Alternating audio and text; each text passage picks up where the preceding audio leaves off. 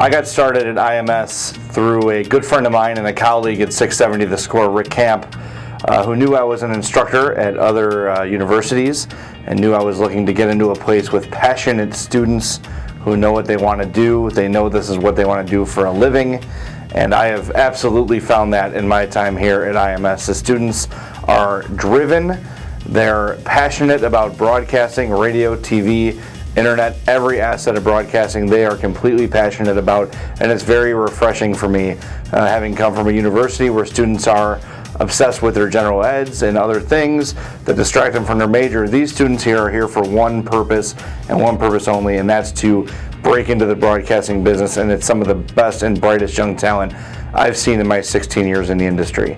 My name is Jay Zawatsky. I'm an executive producer for 670 The Score. I'm an instructor here at IMS, and I am IMS.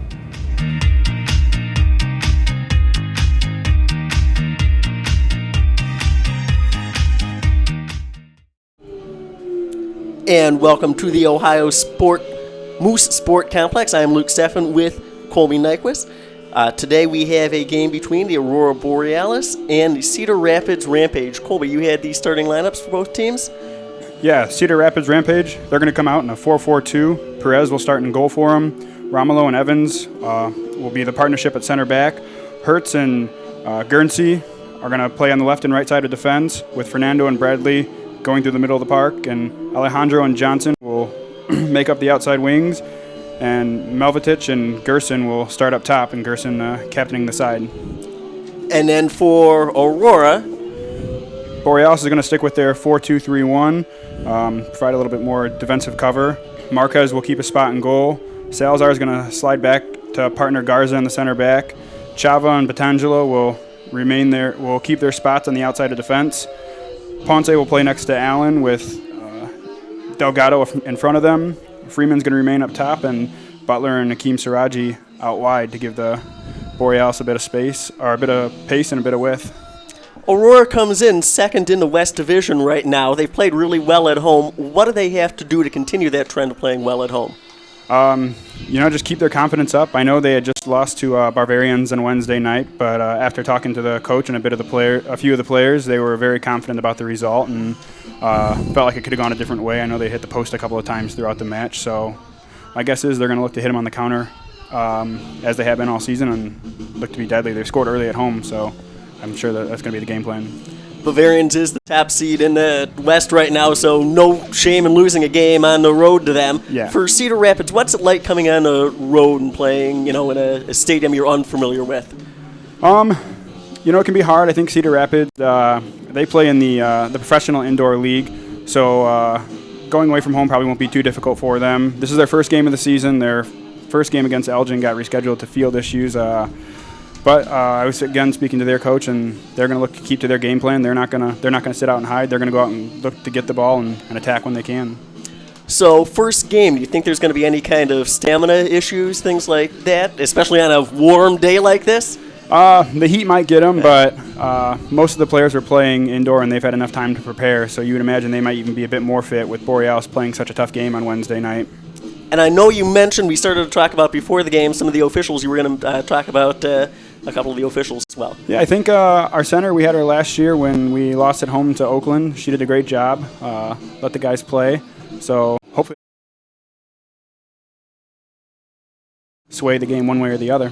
That would be nice. I see Aurora is in orange, white, and white, and then Cedar Rapids in white, black, and white uniforms today. And they are at midfield getting ready for the anthem here. Please welcome tonight's gladiators to the arena, Cedar Rapids Rampage, and your 2017 Aurora Borealis. Ow!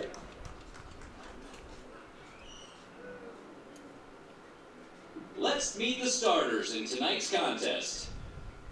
For Cedar Rapids, Jared Evans.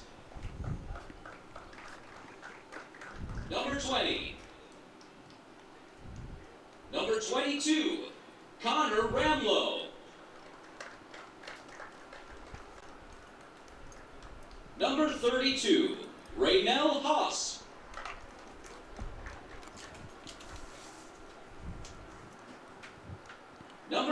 16, Sam Guernsey.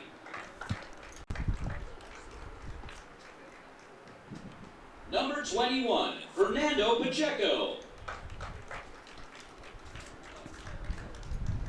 Number 7, Bobby Hurwitz. Number 4, Jacob Johansson.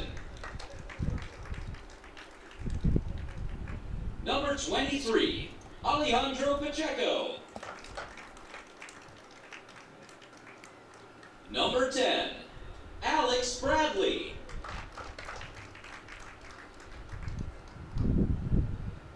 Number 11, Keenan Malasevich. And number 3, Gordy Gerson.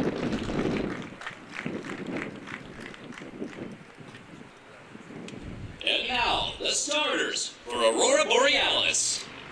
Number 1, Robert Marquez. Number 3, Art Garza.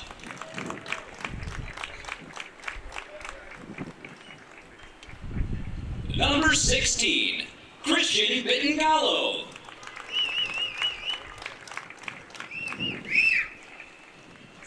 Number 18, Salvador Villagrana.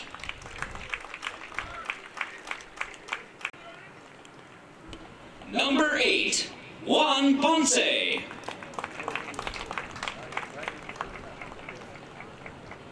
Number 15, Ryan Salazar. Number 5, Will Butler.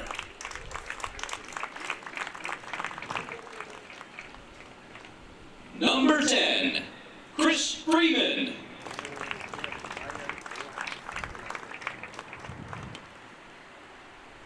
Number 11, Akeem Siraji.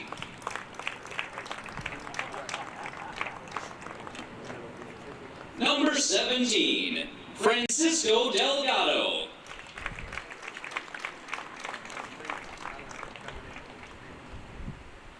And number 6, Alan Camarena.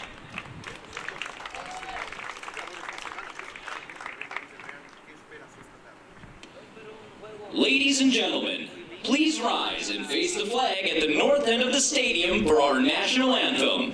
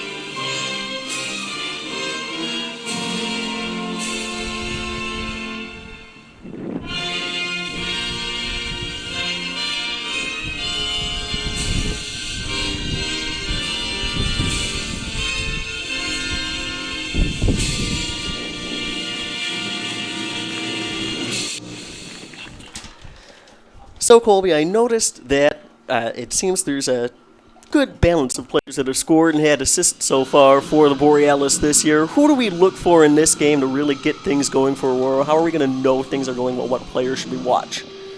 Well, Borealis looking to play on the counter. A lot of things come through. Butler outside, out wide on the left, and then Freeman's the danger man, playing up top by himself. He's probably going to be isolated at a handful of times today, but with his pace and his trickery in the box and his instinctive finishing, he's going to be the man to watch.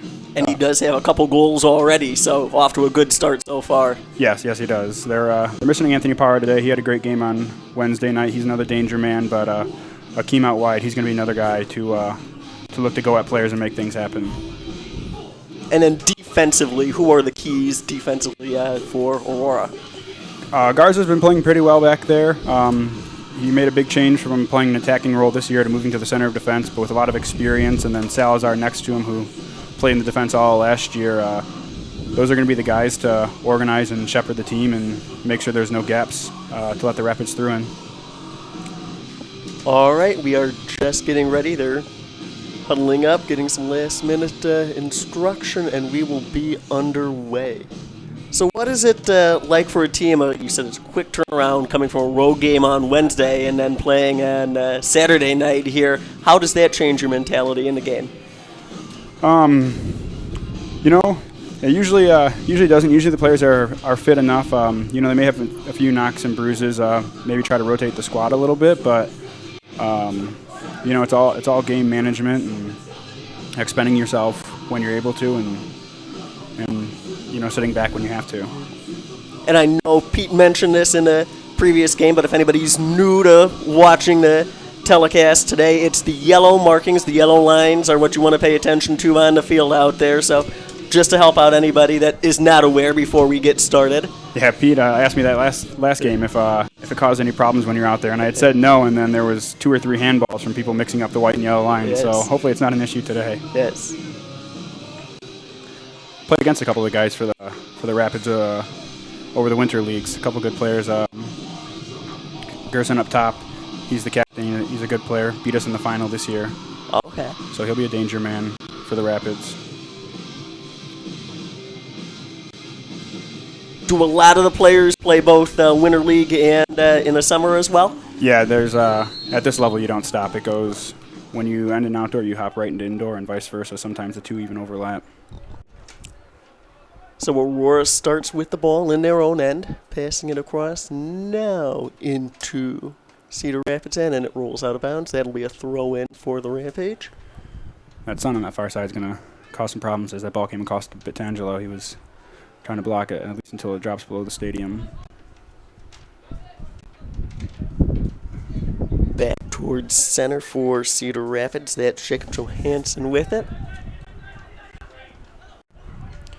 And this is what the Rapids are going to look to do. Going to look to keep the ball. I was talking to the head coach before the game, Everton, and he said playing indoor professionally that they're used to the tight, small areas, and like he said, they're not going to drop back. They're going to want to keep the ball, knock it around, and be patient and wait for the gaps. And so how does Aurora counter that then? They're going to have to be strong defensively. They're going to have to stay as a unit. It's going to be testing at times to not lose concentration. But if they can hold strong, gaps are going to open up defensively. And with the pace they have up top, that's going to be their opening. There's a long ball, knocked back, and controlled by Cedar Rapids. Yeah, it's going to be a tough ball, a tough job playing long balls into Freeman with the 2 Rapids center backs. They're big boys, and Freeman not the best with his back to goal.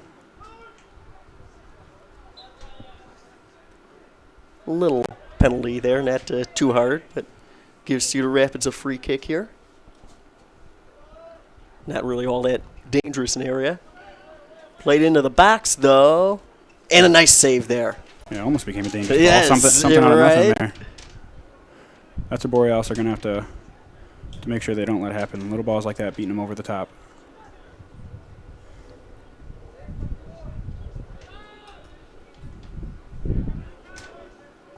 Turned over there in Aurora's end, and a penalty. Rough tackle. Looked like he might have just come in just a little bit late after losing control. This is a bit more dangerous area now. See if they'll get the big boys forward to knock the ball in. Yes.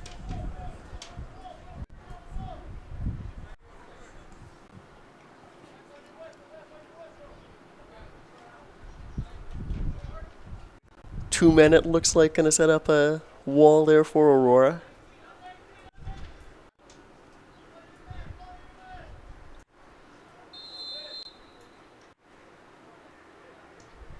Played in, a header.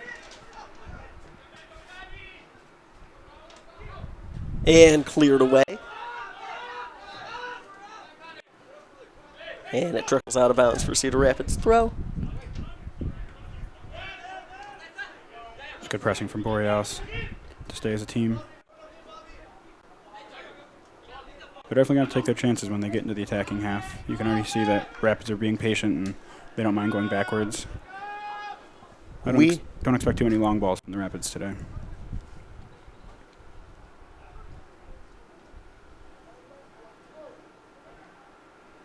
Kept in there nicely. But they are having a retreat.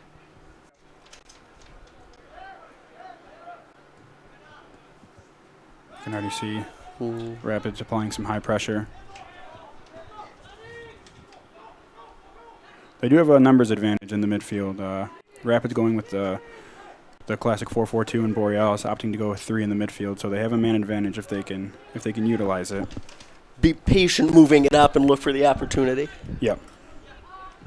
And here, maybe a little bit of something developing. Outside the box, knocked away. Knocked away from Will Butler, but he's fighting to get it back. Yeah, he's got a tremendous work rate, Butler. Always willing to do the dirty work as well as get forward. Now Cedar Rapids out of danger a bit. They switch the field.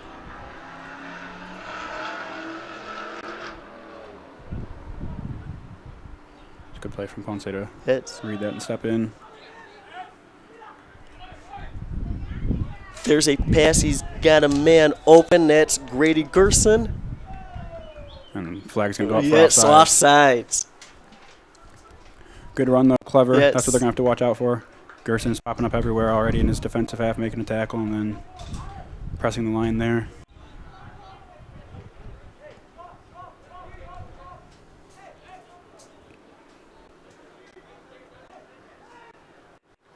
It's very high.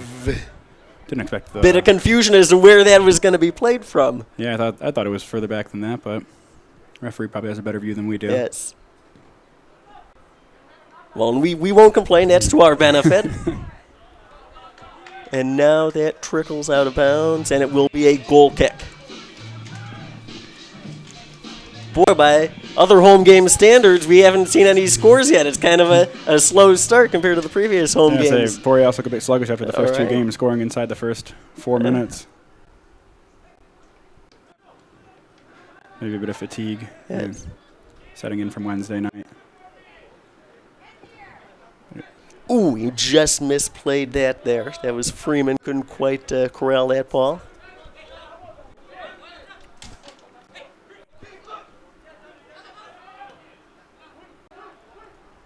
Team struggling early on to connect some passes. But Rapids, when they do lose the ball, they are getting numbers back. Taken away there. That was an example. I think you said they had the advantage in the midfield. One man was moved around, but nice recovery by the rest of the team to help him out. Yeah, definitely. Moving the ball nicely. There's Gerson Trying again. to go outside. Gerson. Shot. Save. Big save there. Marquez with the save for Aurora. Rolls it out. Looks like that's what Gerson's going to be trying to do majority of the game. I know it's early on, but drifting out to that left and then coming inside off Chava there, and he's gotten the better of him And the first few now, times. look at this in the box. Butler. Oh, nobody there for that pass. And it's just going to eventually trickle out, but it'll trickle out for a throw-in as opposed to a goal kick, so that could help a little bit. Keep him in their own half. It was a good ball. Nobody making the run going. Freeman was all by himself. You were wondering where Akeem and Delgado were, but it's a lot of ground to make up. Gathered in there.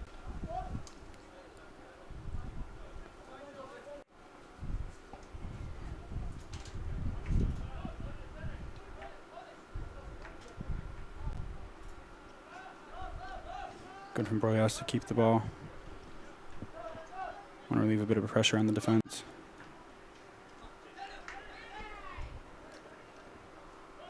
Lots of passes back to the goalie I've noticed already. Marquez pretty solid in terms of ball handling, getting it passed back to him. Yeah, he's confident. He likes the ball to come back to him, especially if there's nothing on going forward. There's a shot knocked out of bounds by Art Garza for Aurora, so that'll be a corner kick for Cedar Rapids. Garza down a little bit. Got the wind knocked out of him maybe there, but he'll take that as opposed to a shot on net. That's a good run through the midfield. Coming across, and he's just looking for a ball to the back post. like the goal that was called offsides, but Garza does well to cover across. And taking this corner for Cedar Rapids will be Bobby Horwitz. It's going to be a good battle. Rapids have definitely have the height advantage. Let's see what kind of service they get into the box.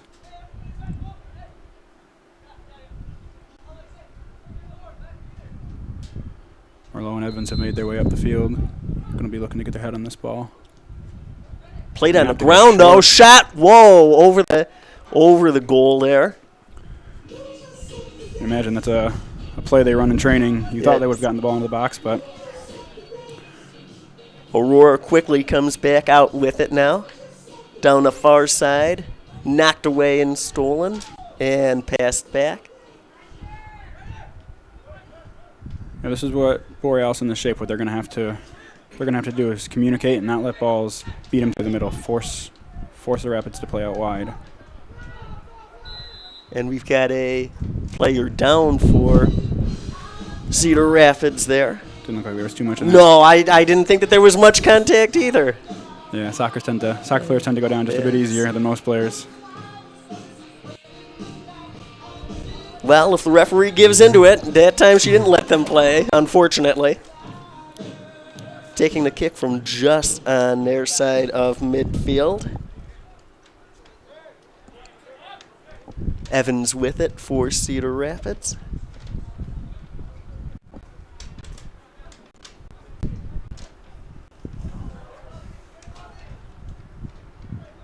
Nice job there to prevent that pass from getting through.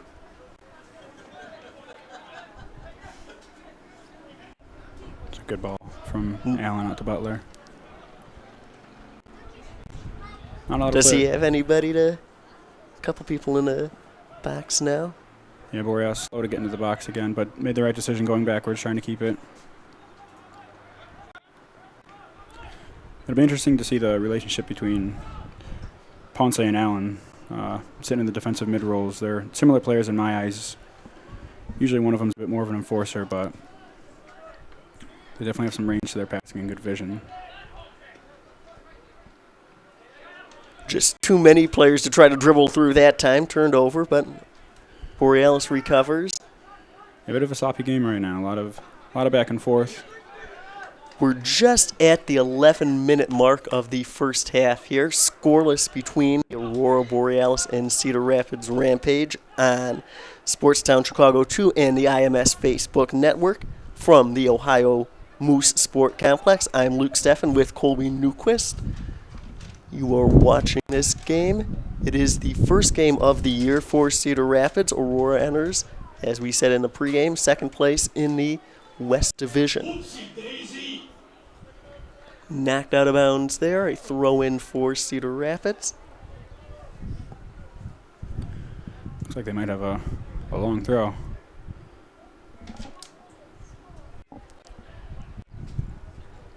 They're starting to advance into the box. The throw didn't quite get there. Knocked away. No, it was a decent flick on, but nobody going to help him, and that's a good leave from Freeman. Oh, The idea was there. Numbers forward now. Ponce not able to make the most of it. and that should be offsides, and it is. Yes, Gerson is second offsides of the game. Yeah, but he won't mind that. I don't think the coach will either. Shows that he's trying to get in behind and make things happen. Borealis doing well so far to hold a good line as a unit. That's what they're going to want. And knocked out of bounds there, so Borealis a chance to throw it in. Put a little bit of pressure on Cedar Rapids.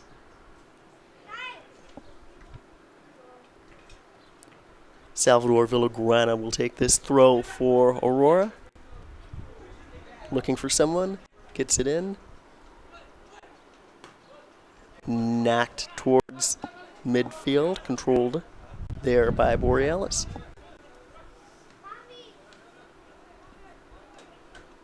Good turn from Ponce. Yes, turned back inside. Does well. And now to the near side.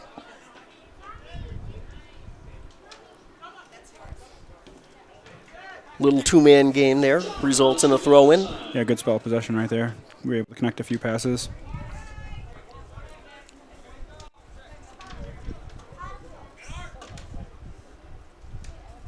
That throw into the box And cleared out. Again, another throw for Borealis.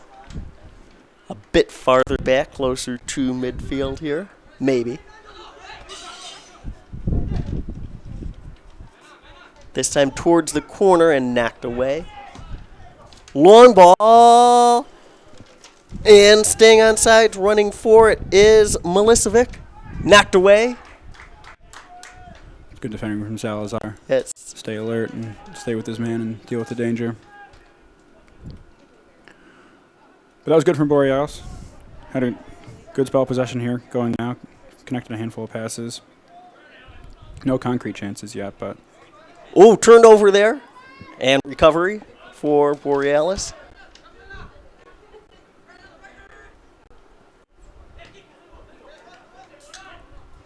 Back to the middle of the field. Who's going to come up with the ball here?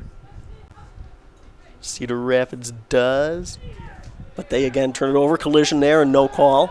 Play on.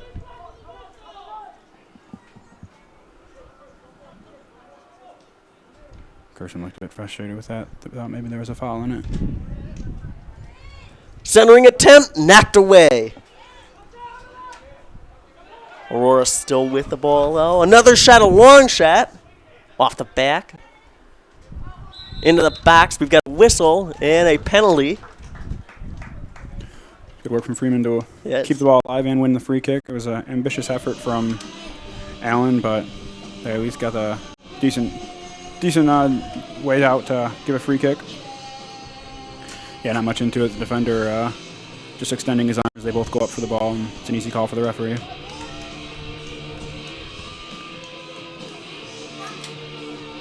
A lot of talented players here who put the ball on target from here. Who does Aurora most, you've mentioned a lot of talented players, who does Aurora most want to have take these kind of kicks? I imagine it looks like it's going to be Freeman. He looks pretty confident in it. Butler's the one that jumps to mind for me out of the group, but Freeman seems to be directing the traffic. A couple players, 3 players in particular, to the near side of the box for Aurora, matched up by Cedar Rapids. They're having an issue with the full 10 yards. Should be pretty easy with the football hash marks out there. You would think.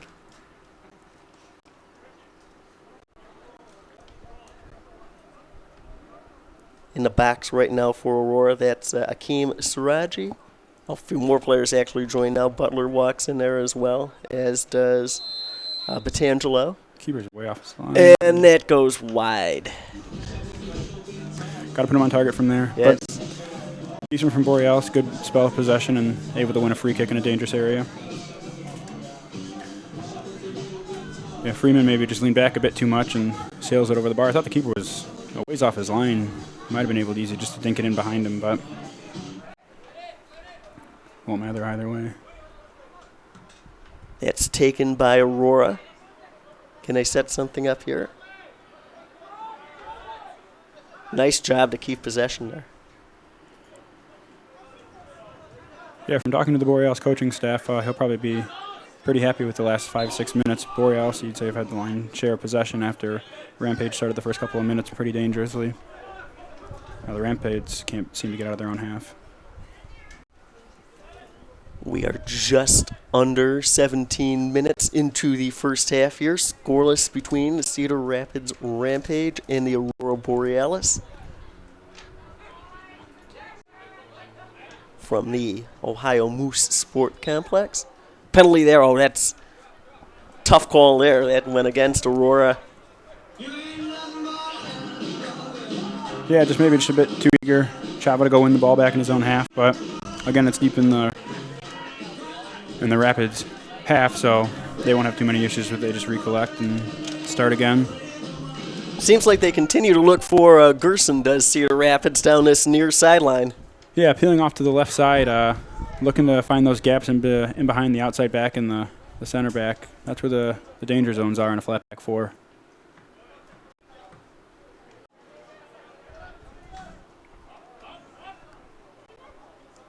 Little bit of speed here maybe, and knocked out of bounds for a corner kick. That's Will Butler who will take the corner for Borealis. And with Salazar and Batangelo in there, those would be the two you would think they're aiming for.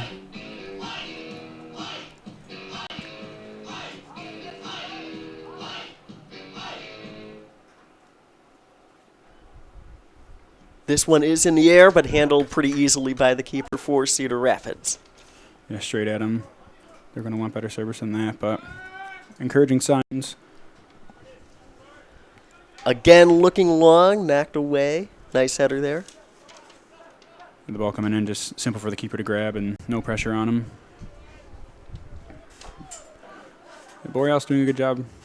Again, knocking the ball backwards when they don't have options forward until Petangelo knocks it long there, and a lot of space in the midfield for having the man advantage right now.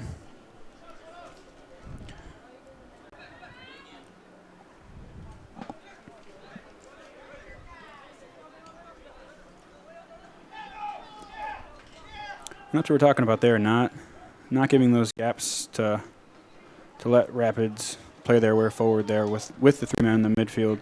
Felt Delgado should have been with his man coming through the middle. I'm sure that will frustrate Ponce and Allen. There, a recovery though. Does he have any help?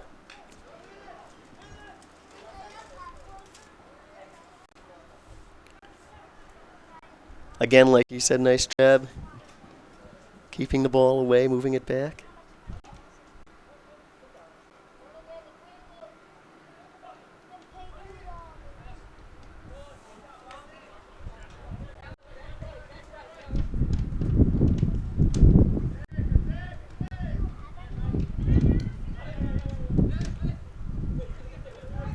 Gerson dropping into his own, almost to his own half to collect the ball. Hasn't been too involved since Borealis, so he's going to do anything he can to get onto it.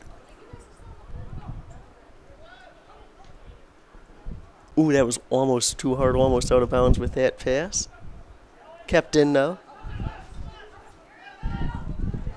Spun off into the center. And knocked off Marquez the left. back heel there, yes. Should be a corner. Again, I'm just watching Delgado through that middle, and I know it's a new position for him. He played defensively last year, so I think maybe the change to offensively is still adjusting. An early change.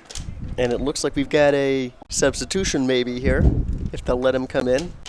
That's Eric Perez that is by the linesman. I wonder if Chavez having an injury. Coming in for Salvador Villagrana. Yep, he'll go straight to the trainer, and that'll be his night. Once you're off, you're off. That's second corner of the evening, this time in the air. Header! Oh, just over the bar there. That's Jared Evans who sent that just a little bit too high for Cedar Rapids. We remain scoreless. Let's take a look at that replay. Yeah, it was much better service. That's what I thought they should have done from the first corner with the size that they have in the box and a free leap. And from looking from that angle, it looks like he should have put that on target. Didn't have too much pressure on him. But that's what Rapids will want to do with the height advantage, especially on free kicks. Put the ball into the box.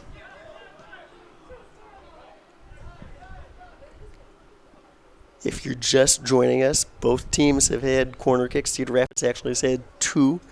One for Aurora. Aurora did have a free kick from just outside the box that went wide. Ooh, we could see a first card. Yep, that'll be Petangelo. Yeah. Got caught biting and very late on that tackle. Yellow card there.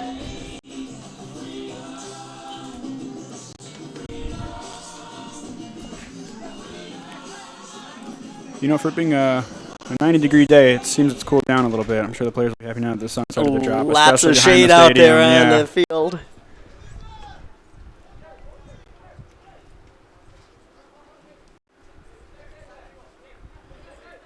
And here they go, sending bodies forward, and looks like they'll put this ball back into the box. Lots of players to the near side of the field right now.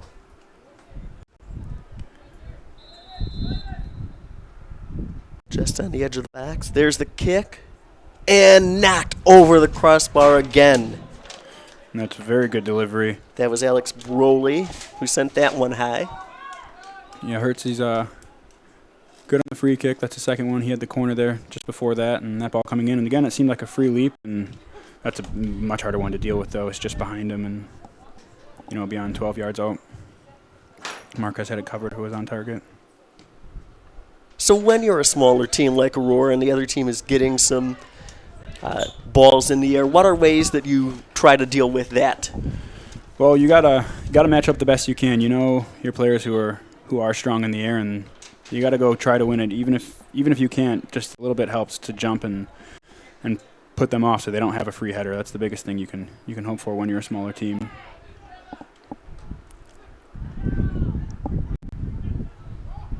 I think that Perez actually coming in on this outside in place of Chava will probably give Borealis just a bit more cover with Gerson.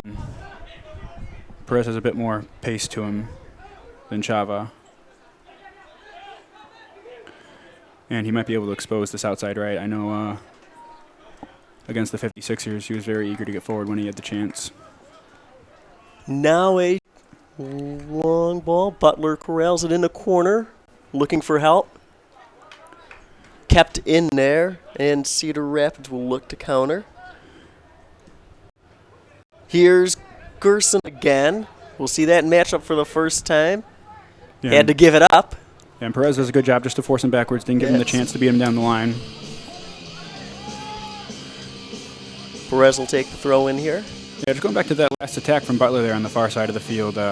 Here's Perez forcing Gerson back, and there's a little bit of skill to see the runner coming on, and the team did good covering and just a wayward pass. The Borealis, when they've been on the break, they haven't gotten numbers into the box, and I think that's going to be a bit frustrating. Maybe something to address at halftime. That Butler's had some good chances out there, but when he looks up, he has no one to aim for. And I think that was a little bit of what I was thinking with Allen and Ponce in the middle. Two very similar players who like to be in the center of the field and have the ball, but not a whole lot of eagerness to get forward, which is fine, but you would like the one of them to trail the play and get in the box. Once you get a goal, maybe you can play a little bit more defensive, but at this point, you're scoreless, 25 minutes into the game here. This is a free kick for Cedar Rapids in a fairly dangerous area. Sent through and wide.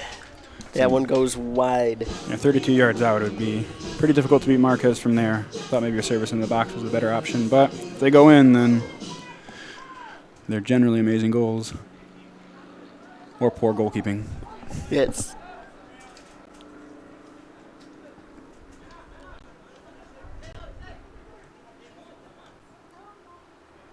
Was it the France goalie that had in a qualifier this week that had a really bad long ball goal given up on him? I believe it was.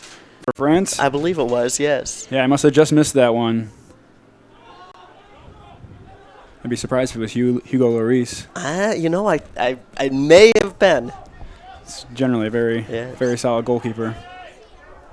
There's a shot and a save. Freeman got that shot off, but gathered in on the ground there.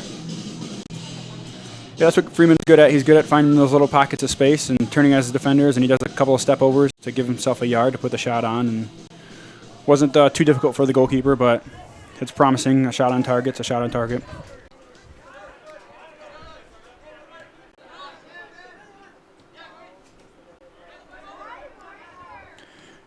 It's interesting to see Tangelo and Perez. They're the outside defenders for Borealis. Heading into the season, we actually played against them in a preseason game, and they played so well that they impressed us, and we invited them out to a training, and now here they are in the starting 11. But great additions to the team. So how many players are new to the team this year from last year? Out there right now, 3 players with Allen, Perez, and Batangelo, but a handful of new faces coming in, whether they be with the reserve or on the bench, but a lot of returning players too, so it's a nice mixture. After the first year, you can kind of see what holes need to be filled and where you need to strengthen and add depth, and so they've done a good job of that Borealis in the offseason. It's been a nice start to the season, as I have said a couple times. Second place right now in the West Division. They've played well at home so far. Normally they've jumped on opponents. Right now we're approaching 30 minutes to play in the first half, still scoreless here. Yeah, you'd say it's probably been a pretty even game. No team is really jumping out and dominating it one way or the other. Both teams have had little bits of possession here or there, and no one really taken a hold of the game yet.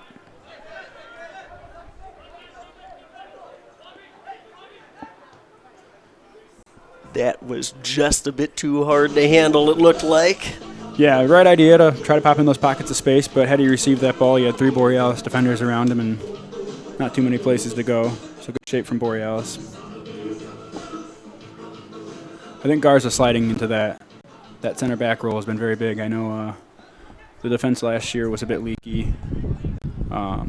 So Garza coming in with all the experience that he has and the calmness on the ball definitely gives a nice element to the group back there. It's a very good ball. Just over the net there, but better to knock it out of bounds yourself than let one of the players, I believe that was Gerson again for Cedar Rapids down there, let him handle the ball in the box. Let's take a look at that. Yeah, I don't think Pictangelo knew too much about it as it came across. He'll breathe a sigh of relief to see it go over the bar. It might have even been Marquez had gone through. It would have been a wonderful own goal. But yeah, like you said, Gerson finding those pockets of space, and he's been quiet, since the opening bit of the game, but he keeps popping up everywhere. Another corner here. Goal! Headed in there. It's a goal. Connor Ramlow got his head on it for Cedar Rapids, and they have a 1-0 lead at the Ohio Moose Sport Complex. Let's take a look at that. It was a great ball in, right to the center of the box, but not too much pressure. I think Pictangelo lost his mark just a little bit, and that's a free header. He should be going with his head there, leads with his foot, and Marquez won't be happy about that. Don't forget to head down to the merch tent to pick And up Ramlo does exactly again. what he needs to, 5 yards out. Knocks it in. Nothing Marquez can do from that range. Also, any merch that you buy today gets you a free ABSC tote bag. Plenty of time left in the game, though.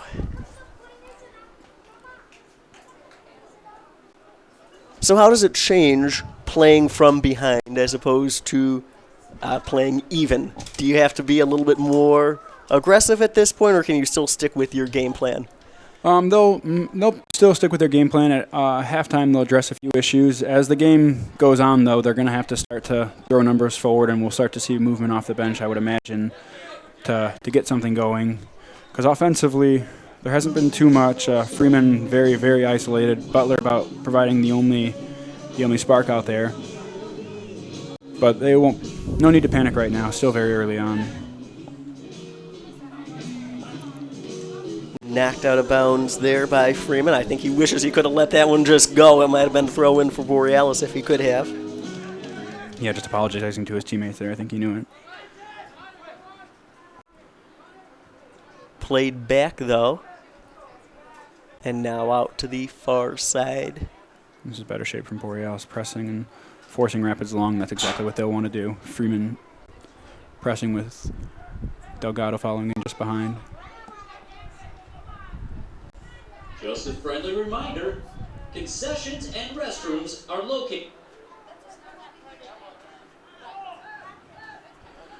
Now maybe a little bit of a trap there from Test. Cedar Rapids, but a nice job to switch sides of the field there.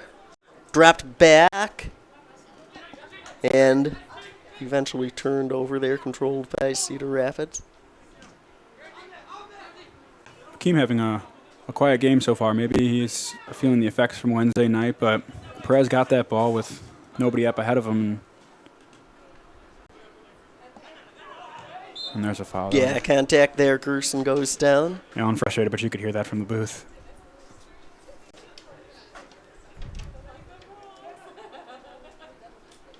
So do you watch many soccer games? I watch a fair amount. Yeah. Fair amount, yes.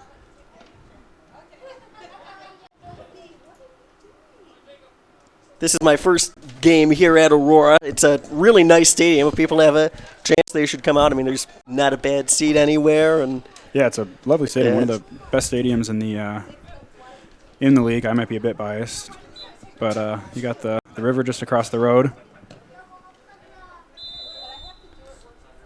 and that was an easy bailout for Borealis.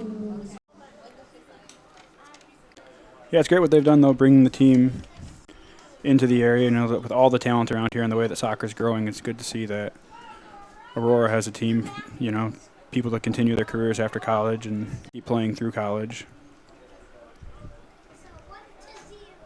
so a majority of these players, what ages are we talking about? Just after college, or? You're going to get a pretty big mixture. You'll get most of their players, if I had to give it an average, they're probably 20 21 to 23 years old. You got some who are on the lower side of that, and then some like myself who are on the much higher side of that.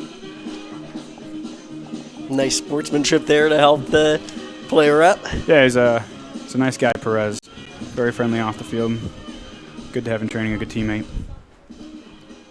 Yeah, but you get some teams in the league, like I remember going to Carpathia last year, and they say they try not to take too many college players just because once they graduate from college, they don't know where they're going to end up, and cohesion's a big part of the game, you know, keeping players together, keeping teams together. So they try to choose guys who are settled in the area, who are going to be there for a long time. And it looks like Aurora's going to get the kick down there. That will help them out. A chance to clear their end. Switching the field again.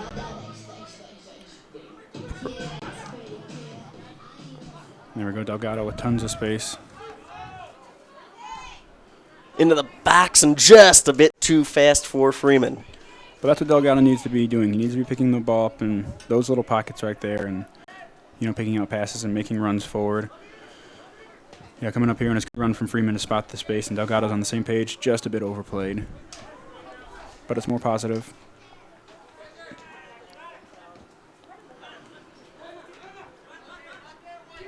Turned over there.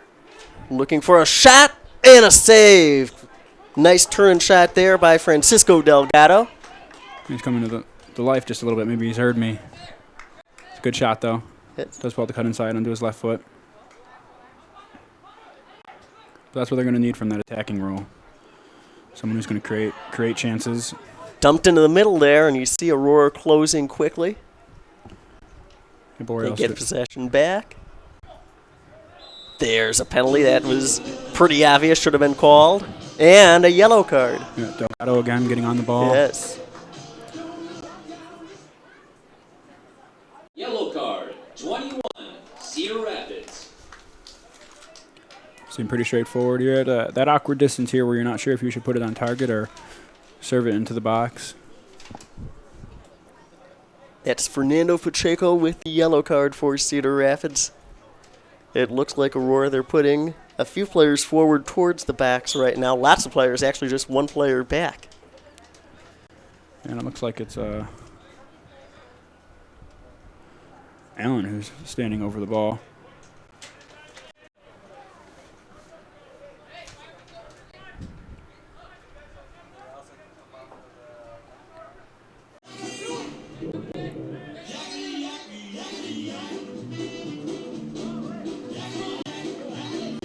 Again, they're trying to find the 10 yards.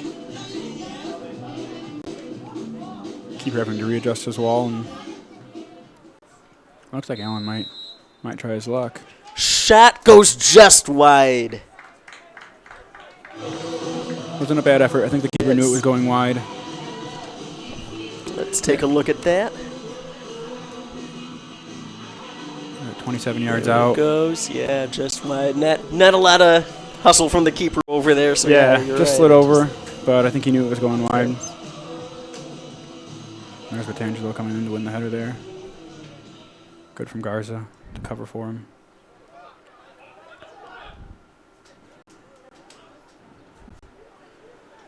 For those of you just tuning in, we're at the Ohio Moose Sport Complex on Sportstown Chicago 2 and the IMS Facebook Network. I'm Luke Steffen with Colby Newquist. We have a game tonight between the Aurora Borealis and the Cedar Rapids Rampage.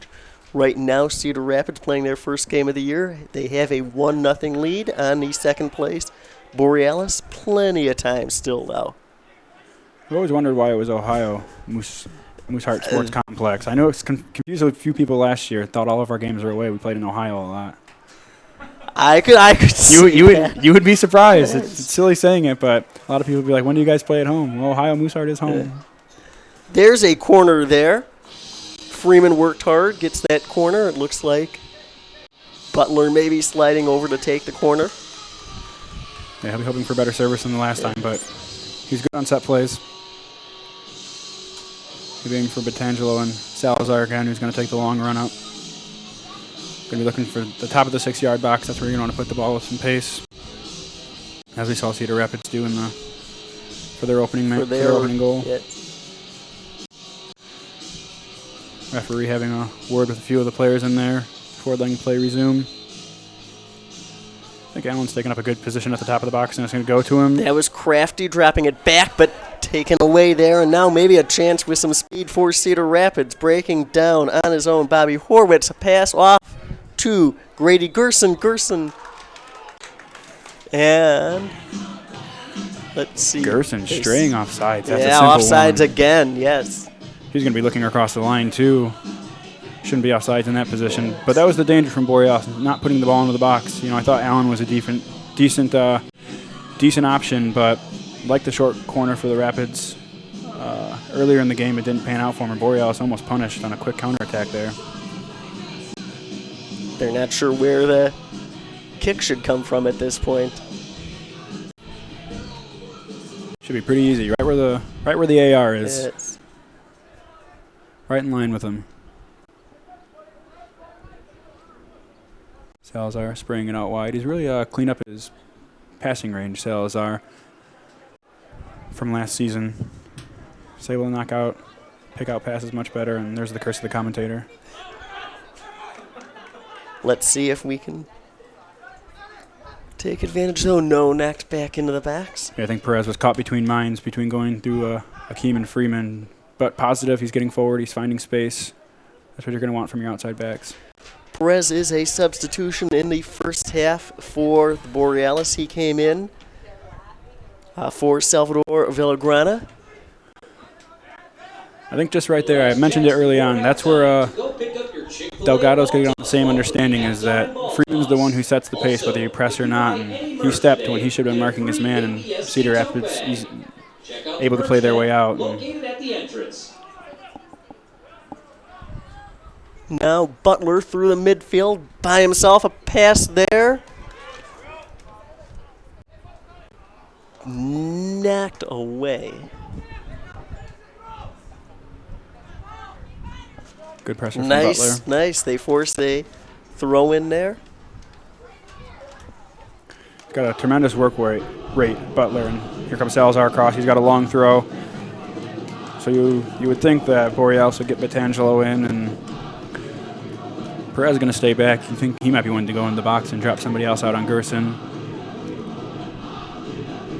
That throw in to the middle, headed away, but controlled. Yeah, not too much commitment from anybody to go win that ball, but they'll keep it, they'll retain possession, and, well, good from Allen to knock it backwards to Garza. Over to Perez. Now turning to the middle. Long shot off the crossbar! Can he follow it up? Knocked out of bounds. Nice effort to stay with it there by Akeem Siraji. Let's look at that. Well, and that's what Akeem's capable of. He's been quiet all game. I don't think we've said his name once. And here he comes across onto that favored left foot, and that is a keeper has no chance. That is a rifle off the bar. And a fraction lower, and it's in. Yeah, Delgado fouled it up, but the bounce just eluded him. Rapids lucky to get off. That's a great time to score. It's just before halftime, so Rapids will breathe a sigh of relief. This corner curls in, knocked down, and finally cleared out. Another good ball in from Butler, and Delgado the one attacking it. Much better service, and good to see someone going after the ball. And Salazar staying in the box. Changing the field here to the near side. He has Allen for a drop. He's going to try to do it alone. There's a corner. Another corner. Great the work. AR was right on it there. It was close, but he was right there. Yep. Right on top of that. Not too many appeals from the Rapids players, so it's probably about the right call. Yes. Good end of the half here from Borealis. See if they can find an equalizer. You always want to score just before halftime. Really sets the mood heading in. Long corner there. Knocked out of bounds. Yeah, loft the ball. It's going to be hard for Salazar to deal with, but that's the man they want to aim for in the box. He's the big man out there to go win the headers. Rapids will want to take their time and kill off a bit of momentum. Sent long. Who's going to track this down? Back to Marquez. Marquez He didn't get all of that, I don't think. did the right thing, though. Rather than touch it and try to keep the ball going, he just cleared it out. Wasn't sure what he had coming at him, so does the right thing. It's good experience for Marquez. Lovely touch from Freeman to Butler. They're by themselves right now. Turned out. I'd like to see Butler just cut into his right foot there and just fire away. Maybe he saw something different than we did up here. But him and Freeman have been the danger man, and Delgado at times. Hakeem with the best opportunity, I'd say, for Borealis, but Freeman and Butler seem to be the ones to hold the key to unlocking this Cedar Rapids defense. All the way down for Marquez. Gerson almost snuck in there, Yes. but Marquez pretty confident in that. In the air right now, controlled by Cedar Rapids.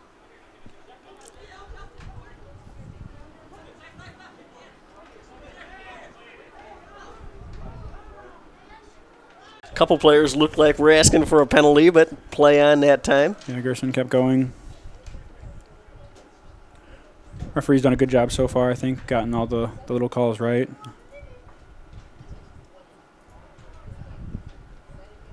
Butler again zigging past 1-2. He's got some speed, maybe chance for one more attack before the half ends. Potential. Yes. Wasteful with that ball. Wide to no one.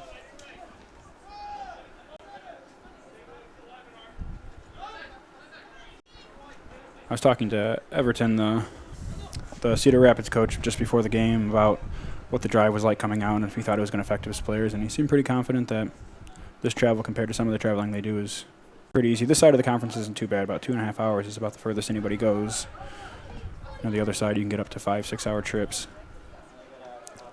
Very long, not easy on short notice to Yeah, have especially to turn around and go play, like you said, if it were a Wednesday, Saturday type game like Aurora just had.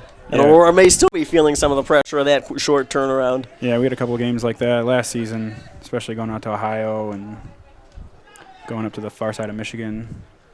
That's a lovely ball. Control there.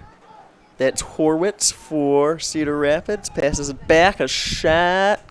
Corralled by Marquez. Played against Horwitz, an indoor against that team that beat us in the final. He's a very, very passionate player. Oh, Freeman! Freeman shot!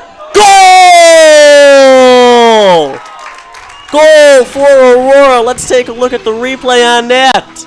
And that couldn't have come at any better of a time. And very, very good finish from Freeman. As soon as the ball came to him, he knew exactly what he wanted to do, and Cedar Rapids won't be happy about that. Simple lofted ball in and miscontrolled, but lovely from Freeman. Doesn't even apply a bit of pressure and gifted a ball, and lovely finish. 19 yards out. Keeper comes out. And Keeper was so far out of his net there. yeah, probably maybe a bit too far, but good finish from Freeman in that bottom corner. Takes him up to 3 goals on the season, I think. I could be wrong. That's what I had as well. 3 goals for Freeman, the leading scorer for the Borealis right now. Yeah, he's excelled moving to that central role. He was out wide last season. He's coming through the middle, and he's a great finisher. Just needs the opportunities. We're tied at 1 between the Aurora Borealis and Cedar Rapids Rampage. Just before halftime here. And that'll give Borealis a load of confidence heading into the locker room, and now Rapids are going to have to readjust and catch their nerves. Halftime can't come soon enough for them. Let's see what happens with this kick here. It looks like they're loading up on the far side of the field. I thought that was a bit of a soft free kick when I saw it initially, but we'll give referee benefit of the doubt. And that goes. Well, I thought it was going wide, but they were able to get their head on it. But Marquez there for Aurora. And referee blows the whistle, and that is halftime. We are tied at 1 here on Sportstown Chicago 2 and the IMS Facebook network. We will be back before the start of the second half to give you a recap and preview the second half.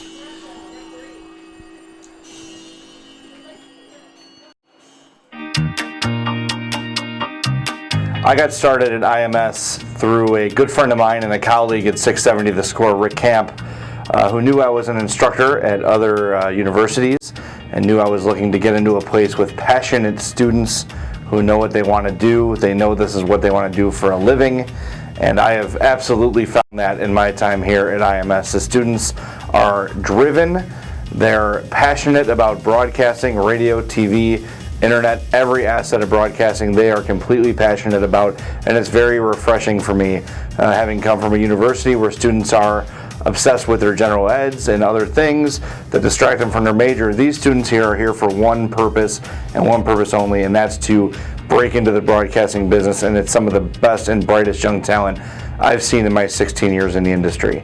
My name is Jay Zawaski. I'm an executive producer for 670 The Score. I'm an instructor here at IMS, and I am IMS.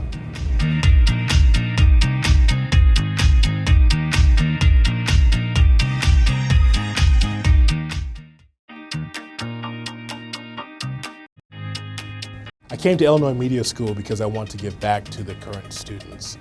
It's something that really means a lot to me as an instructor, as a mentor, because I've been in the business for over 20 years, so it meant a lot to me to be able to come back and just teach some of the tricks of the trade to the students here at Illinois Media School. I've enjoyed my time tremendously here because I'm able to speak one-on-one with the students, having that personal touch, telling them about some of the pitfalls of the business, some of the positives of the business as well. I think that after 20 years of doing this, it means a lot that I can be able to lend my expertise and talk about some of the things I had to go through, so that way they're not frustrated, so they feel like, hey, you know what, someone's listening to my problems. So I definitely want to do that. I love the students here at Illinois Media School, and the reason why is because you can see the desire in their eyes. You can tell that they really want to take it to the next level. I admire what they're doing because in this particular era of broadcasting, they have so many things they could do. It could be radio, it could be television, it could be web design, they could do so many different things. So I'm so happy that they had the opportunity to do it, because I didn't have an Illinois Media School when I was coming up. I had to go to a 2 or 4 year college to try to get a career started in the business. But Illinois Media School is so terrific that students can be able to get it done in 1 year. Job placement assistance, the financial aid for those who qualify is just terrific. I'm Jonathan Hood from SiriusXM NBA Radio and ESPN Radio from the Illinois Media School campus in Lombard, and I am IMS.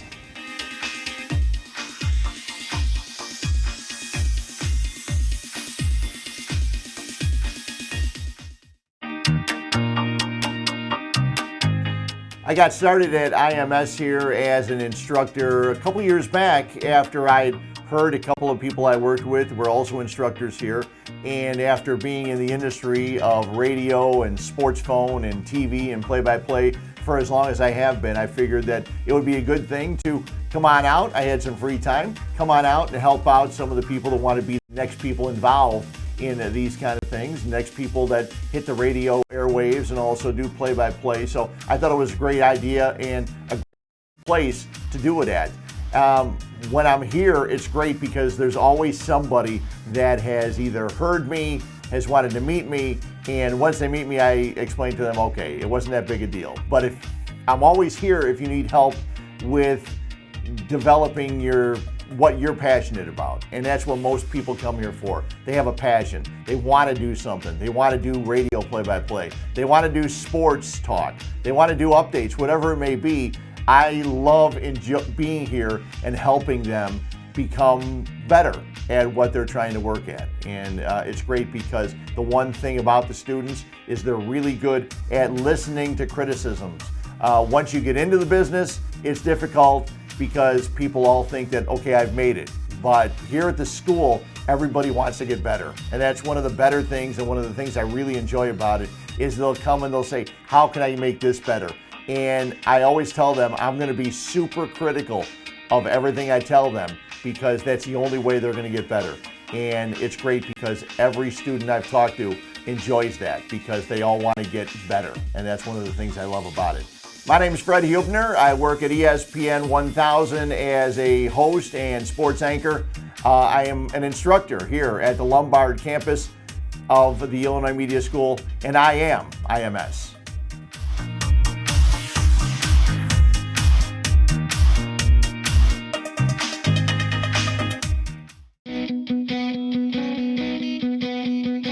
How did I hear about IMS? Well, it was about 16 years ago, and I was doing college radio just for fun. Had no purpose whatsoever until a buddy of mine, Dave Durov, who signed up for classes that same time I was there, told me about IMS, and I signed up.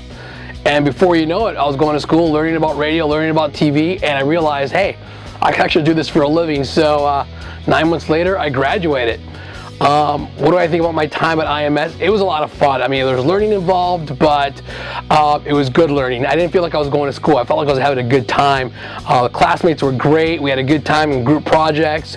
We had a great time doing our solo projects. So I felt like it was very important for me to get that before I did radio professionally. How would I describe students at IMS? Dedicated. Dedicated students for sure. IMS knows how to put the right kind of pressure on students to get things done, and I feel that the students there, knowing that if they want a career, they got to work hard. They got to do what you got to do what you got to do. And IMS really nails it that way. They do a good job of enforcing that and making sure it's also fun while you're doing it. Hi, my name is Edgar Ibarra. I'm the program director for Nash FM 104.9 and Nash FM 99.5 in Northeast Wisconsin. I'm a graduate of the IMS Lombard campus, and I am IMS.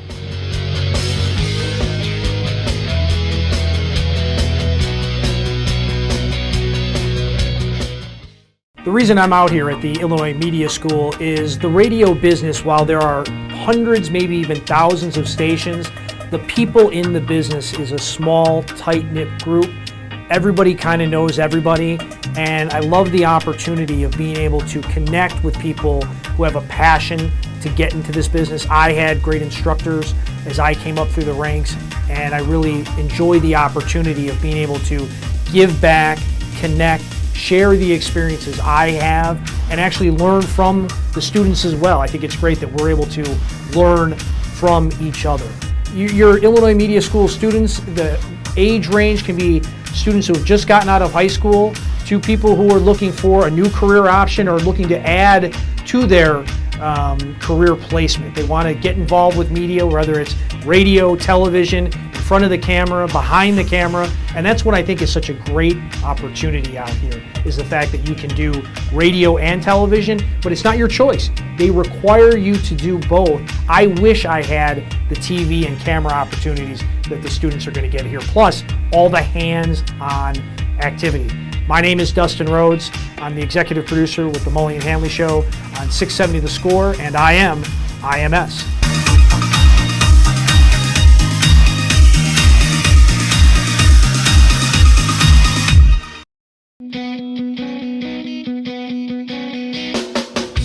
I got started here at IMS recently, moving back to the Chicago area where I had been living in Connecticut, working at the Connecticut School of Broadcasting, had an opportunity to move home, and I wanted to continue being an instructor, and that's how I ended up at IMS.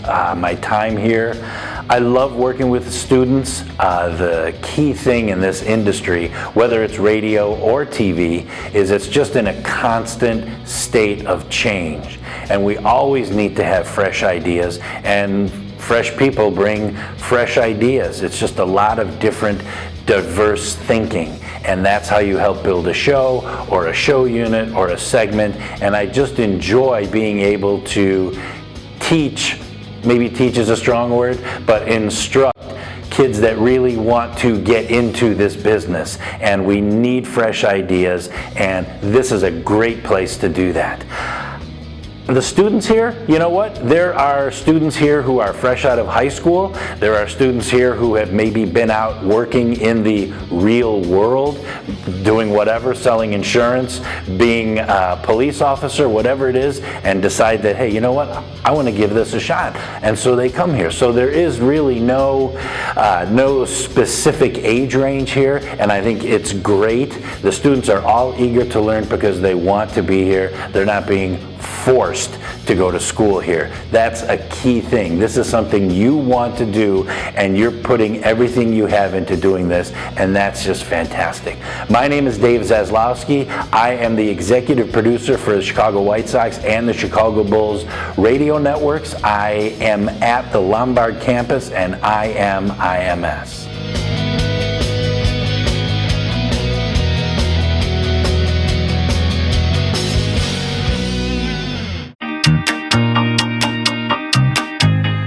So I originally got started out of the Illinois Media School, formerly the Illinois Center for Broadcasting, through a radio ad that I saw on the Score. At the time, I wanted to be on the radio because that sounded super cool.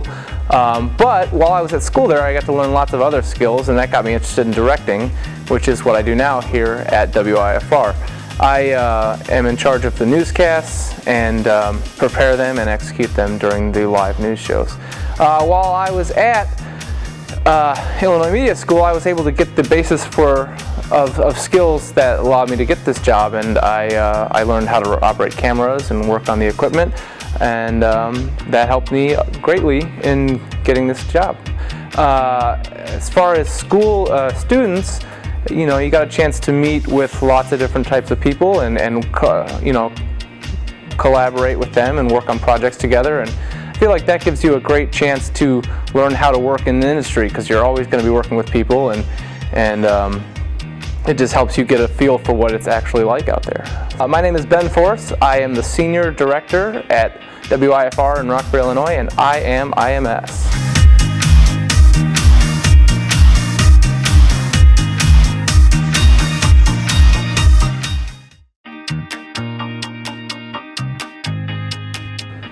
What brought me to IMS was a passion for broadcasting.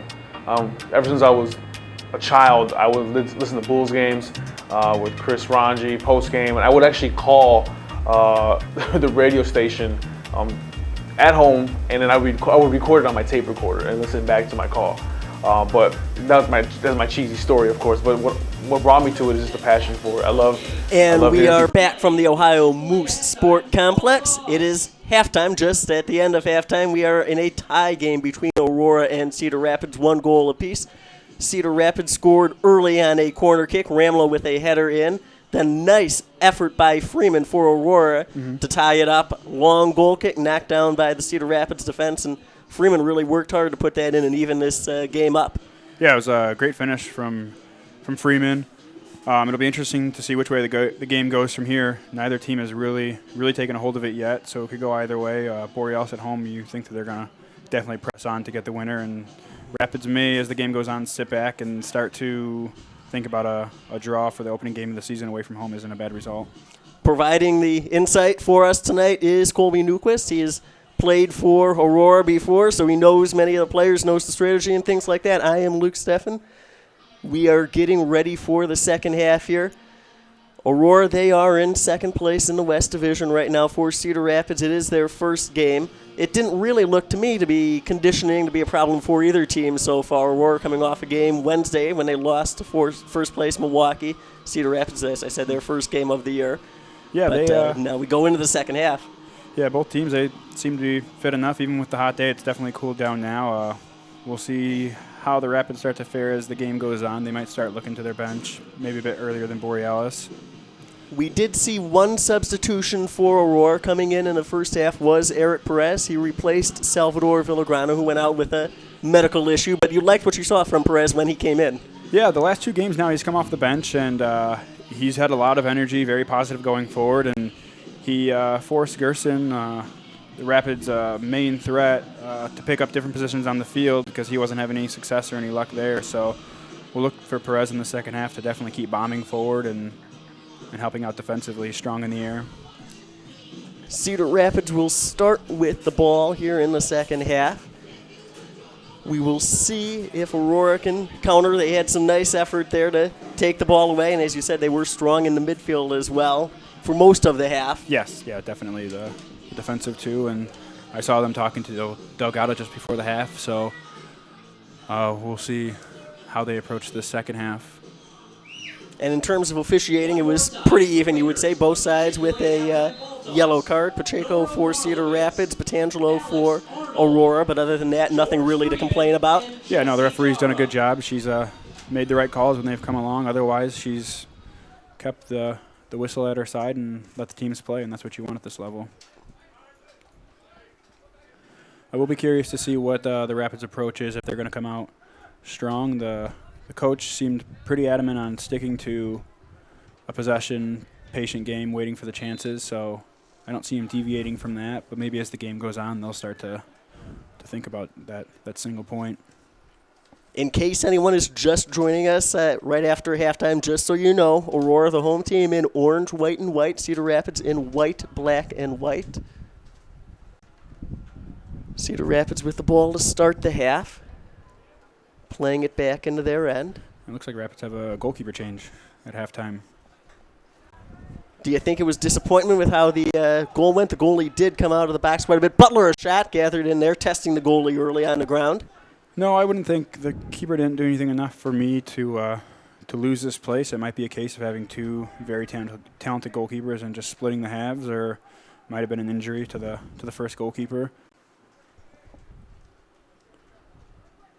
But I will say the keeper in net now is wearing number 1, and not that it's always the case that's usually the starting goalkeeper on a regular basis. He looks a bit more sure-footed back there already in his demeanor. It's good from Garza to get himself out of trouble and find Salazar, and Petangelo undoes all the hard work. Butler with tons of space. Butler has to turn back. Now switches field over to Perez. It's a great touch from Perez. He had to track that down well. It was almost a great touch from Perez.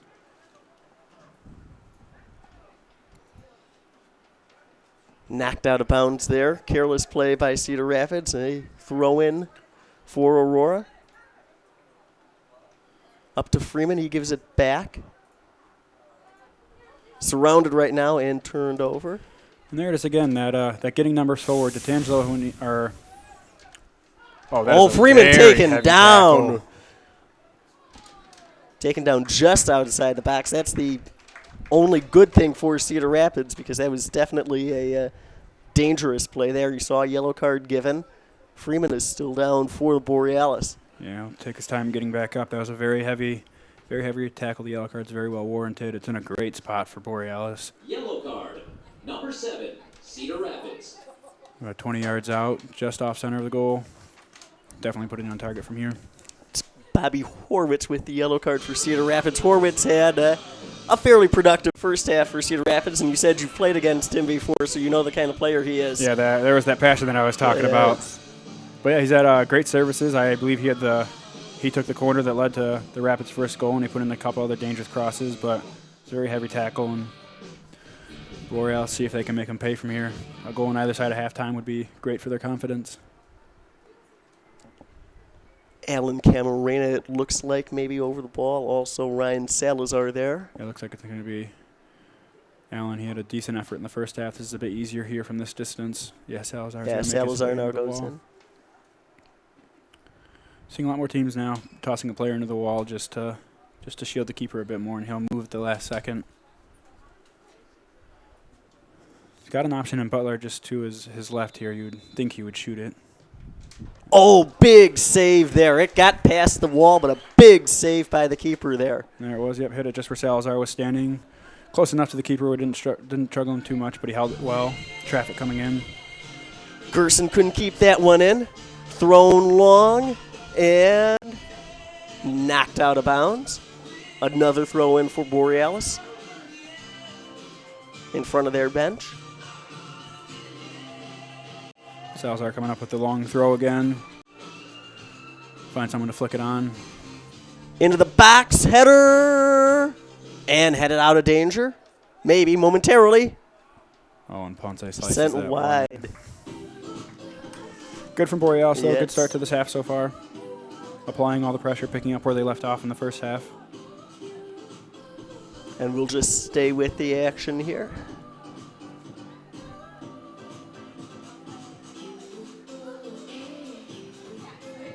Pass back and forth there. Switching fields out to number 22, Connor Ramlow with the goal for Cedar Rapids. It's good patience from Rapids to play their way out of trouble, and they found a good Horwitz streaking down the side, cuts into the middle. Horwitz cutting all the way across the field. Chased down there by Garza for Aurora and turned over. Anticlimactic finish to that attack, but that's what the Rapids are going to set up to do. Keep playing that game, possession, waiting for gaps to open up. Butler out wide to Freeman. Butler a chance. Corral there. Lovely from Ponce, just to recover and get the ball back to Butler. Good patience from Borealis now. They're trying to break down the Cedar Rapids defense. Yeah, the Rapids holding strong so far. Apart from the miscue on the header that led to the goal, they haven't given up too many chances from the run of play. They might feel a bit hard done by the goal, but good from Garza all the way back to Marquez. Keeper's been heavily involved so far. 1-1 seems fair, though. It's been back and forth for both teams. I would say that's a fair score at this point. Yeah, I think so. Neither team, like I said, has really jumped out and taken grasp of the game. I always thought that was the interesting side of soccer. They can end in a draw, and sometimes a draw is a fair result. It's not always this someone has to win. It's both teams were just average, and a draw is what it is. And it still gets you a point, which you need in the standings. That's important. Yes, yeah. Points are precious, so 1 point can make all the difference. It seems like, I don't know if this is still the case, but it seems like teams on the road tended to play for draws more than teams at home. Do you feel that that's still the case, or sometimes if you're overmatched, you'll settle for a draw no matter where you're at? Yeah, that's generally the case. You know, there's a few teams, Rapids, like I talked to them today, they want to go out for the win. But generally, yeah, you go away from home, and if you leave with a point, you're typically happy with that result. But Rapids, they'll want to move up the standings quickly. They've this being their first game of the season. They made the tournament last year, so they'll want to get back there again this year. Trying to draw a call there, but to no avail.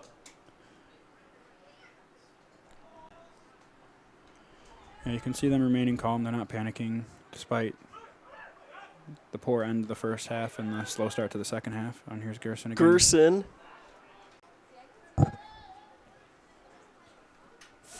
Oh, that's a through the ball. middle, but nobody there to help him out. It's a great ball right back across the box. That's where you're hoping for that deep runner to come in and hit it one time, get a shot on target. Now Cedar Rapids with possession in their end. Horwitz running long, but they don't see him. Now they get it to him. He's boxed in and turns it over. Too long there.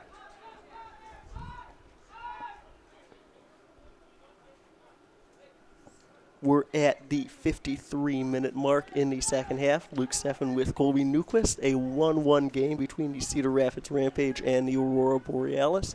Shot. Goal! Nice pass there. Put in for the goal by Keenan Milicevic. And Cedar Rapids goes back in front. Let's take a look at that replay. And there was that Cedar Rapids patient. Gerson doing well. I thought he should have taken the shot on. He does well to pull it back. And a miscue, but that's the striker won't mind that. Sitting in, poaching. That's what they're known for. That's what their job is, and knocks it home. Appeals for offside, but the goal stands. So 2-1. So now Borealis are going to have to start to dig a little bit, trailing at home for the first time this season. We'll see how long it is before they start to reach their bench. Yeah, you felt Cedar Rapids. They didn't seem like they were shook by the equalizer heading into halftime, and Borealis starting better for that first 5 minutes in the half. I thought Rapids still stuck to their game plan, and it's paid dividends for them. At home, Borealis has been a team that has been able to score some goals, though, so it's clearly not out of the game. Yeah, and especially against teams, when Elgin came here for the opening night, Elgin had a majority of possession, same with the 56ers a couple of weeks ago, but that played into Borealis' game plan where they wanted to hit him on the break, and that really hasn't been the case tonight, where Borealis haven't been too threatening on the counter, and I just start to wonder if maybe the game against Bavarians is setting in. Bavarians, the top team in the West Division right now, so tough if you have to go from playing them to playing a team that was in the playoffs last year. You'll really test how prepared and how much you've improved as a team in a situation like that. Yeah, and that's what this game is going to be. This is what the test of now. You know, if Borealis wants to make the tournament, it's results like this that you need to go your way. you need to dig deep and find a point or even 3 points if you can. But Rapids will still keep to their game plan, knocking the ball around. Oh, Butler had a shot there. He just missed getting that ball.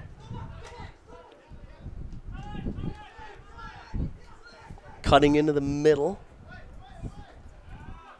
And controlled by Aurora momentarily. Will that stay in? Yes. Good pressure from the Rapids. But Garza does well to maintain the ball.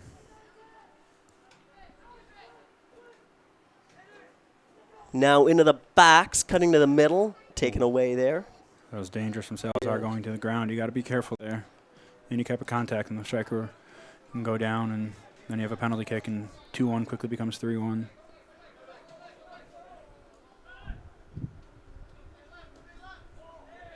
Offsides there. He was pretty obviously offsides. Oh, and Delgado got himself a bit of trouble there. Bit needless. Looks like an elbow might have caught him there after the ball had gone.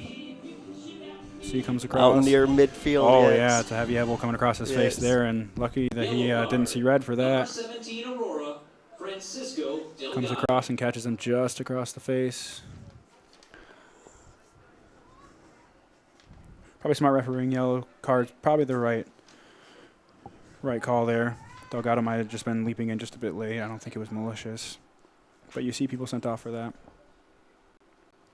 Unfortunately for Aurora, it negates the offsides, gives Cedar Rapids another chance to attack here. I mean, they're out at midfield, but still they get the ball back as opposed to having to go on defense. Yeah, and with the service from Hertz so far, this could be dangerous. Olan's checking into the game, and Delgado will drop into his more natural position, and Olan's a bit more verse, and will give Borealis a different attacking options from Delgado. Olan's in for Alan Camarina for Aurora. In the backs here. Centering pass. Goal! Goal for Cedar Rapids. And there it is, Gerson. And that's, yes, Gerson for Cedar Rapids. Yeah, he's been the man all night for Cedar Rapids, getting on everything, and it's a nice drawn-up play. The free kick comes in. They knock it back across. Bit fortunate to fall to Gerson unmarked, and makes no mistake from that range. Lovely finish. Great control with the chest, and nothing Marquez could do about that. So Cedar Rapids, they've had a bit more of an opportunity to pass the ball around in the box on Aurora in this half. What's changed from Aurora's defense or from Cedar Rapids' attack? Well, you know, starting at the half, I thought the Borealis, they had a bit more possession, but that goal seemed to knock the wind out of their sails a little bit. They've dropped off and uncharacteristically lost marks this season anyways. And so now Borealis have a long hole to dig themselves out of. Because Cedar Rapids look very comfortable, and especially here, they're just going to keep the ball. They have no need to go on and get 4. I'm sure that if they can, they will, obviously. But as I was watching that replay coming through the second time, that ball had bounced a couple of times, and Borealis didn't deal with the second ball out, and Rapids able to capitalize on it. Got to clear those out. Butler centering pass, corralled there on the ground. And there it is again. Butler doing well to get to the end line, but when he gets the ball into the box, nobody really making a run into the area. 2 players in the box. Akeem's looked a bit tired, a bit slow tonight. That strike off the crossbar is the most he's contributed so far, I would say. Again, maybe it was that Wednesday night.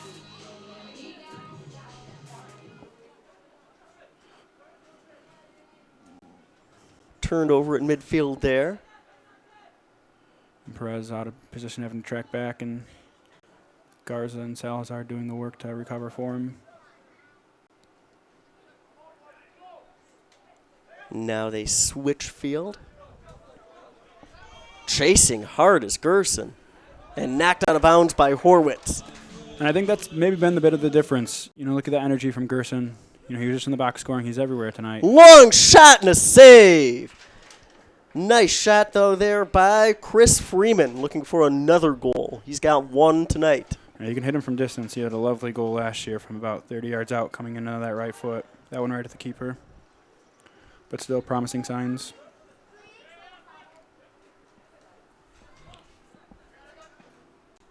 Forced back. handled there by the keeper.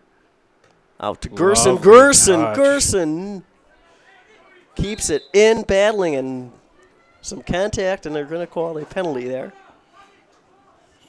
Great play from Gerson. Yes. Thought that ball was going out. That is lovely. Butler having a few words with the referee, but not too much to complain about there.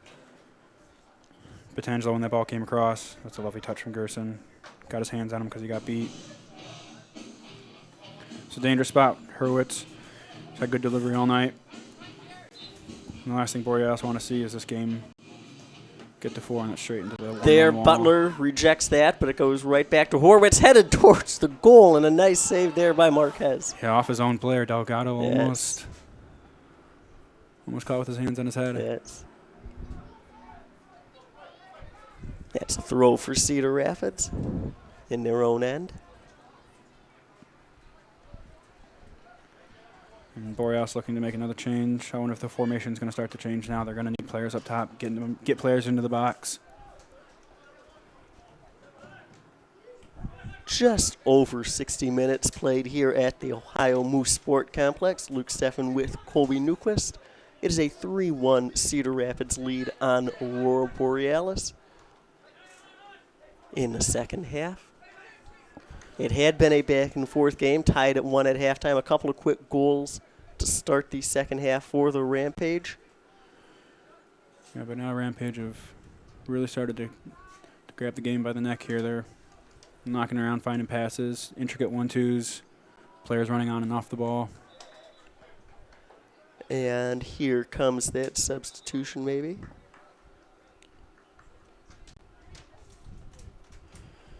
And Akeem making way.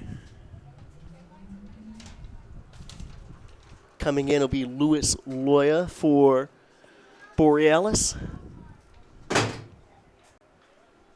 lawyer coming in from Akeem. Akeem, not his best night, but that'll happen. We'll see if Loya can provide anything different, maybe a bit more energy on that side to give Freeman a bit of help. They're going to need someone to start to come inside a little bit more. Butler gives them good width out here, but they need someone to run in behind. Well, that's unfortunate there. A kick for Cedar Rapids. Butler, nice energy there. Into the middle. Turned over. Can we get a shot off? Save!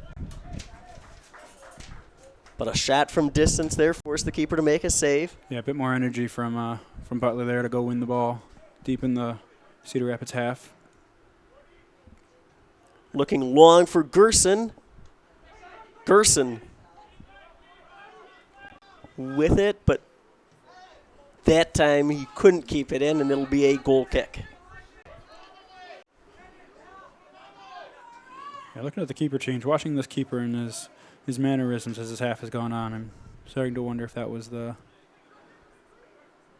normal number one for the team.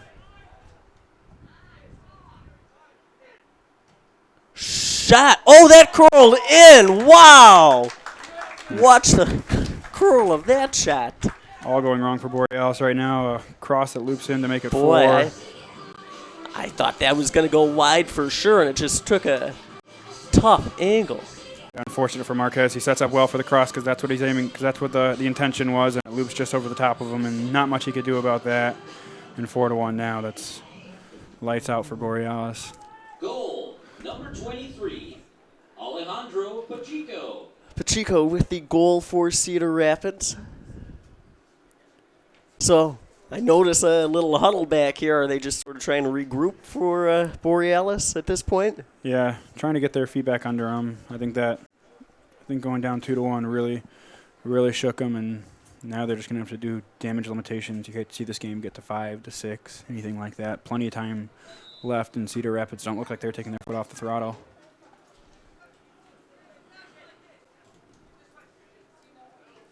You know, but we've talked a handful about Wednesday night and the effect that it's had on Borealis, but at the same time for Rapids not playing, this being the first game of the season, you're coming in against a team who's played 3-4 games where their players are match fit. They can go 90 minutes. They have the intensity. So it's job well done by Rapids to come here and stick to their game plan and play. And That shot goes wide. They're going to be a dangerous team if they keep up these performances as the season goes on. How much advanced scouting do we see in this league? Does it also put Aurora at a disadvantage that Cedar Rapids hadn't played a game yet and Aurora wasn't able to see anything on tape from them? Or is there not a whole lot of advanced scouting at this level? No, you get some scouting where you go in and you watch other teams' live streams and you talk to other coaches about what they've seen and what to look for. So that played in the Cedar Rapids' hands. I'm sure they've heard a bit about Borealis coming into this game, but this game sends a message to the rest of the west side of the conference that the Rapids look to pick up where they left off last year and maybe try to go further. Long ball there. Great pass from Ponce. Yes. And we might. And that's what Borealis maybe should have been looking for a bit earlier on, is that passing range from Ponce there. He was able to pick out those passes, but the runs weren't quite coming for him. No, they're not sure. See a handful of Rapids players warming up to a right down here. You'll see if they'll make a slew of changes. Everyone except for the keeper is off the bench for Cedar Rapids. Yeah, you know that that's a great ball from In Gerson. from Gerson to Horwitz, and it just goes over the crossbar there. Well, Gerson's probably going to have to be the man of the match for this game. He's had a lovely game so far. That's a great ball into Hertzwitz there, just over the bar. He switched over to this right-hand side. Maybe Perez was giving him too many problems.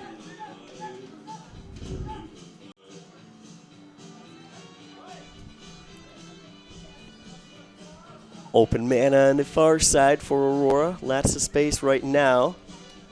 But turned, oh well. Used the defender to make a move. Knocked down, but play on. And now we've got a whistle.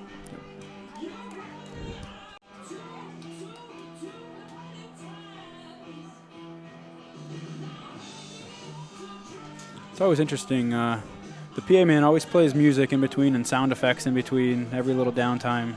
Uncommon for soccer. I know it's different for other sports, but it feels much more like a basketball game than a soccer game. Yeah.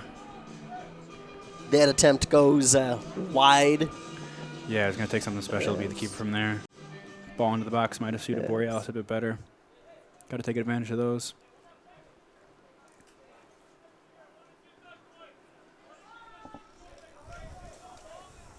As we approach the 70-minute mark, not much hurry to take these kicks from Cedar Rapids. No, and there's some movement on their bench now, calling a player over. Looks like they're going to make a change.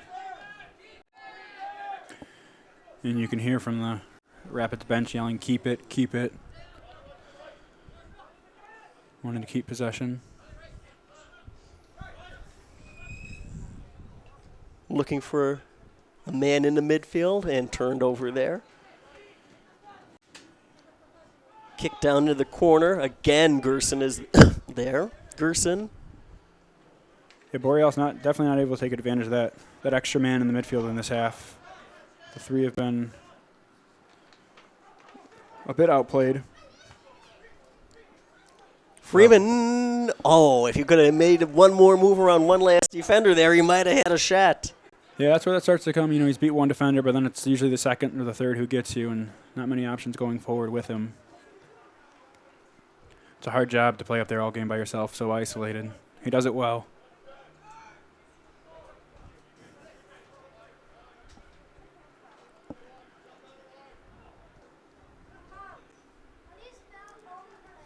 Back to the keeper.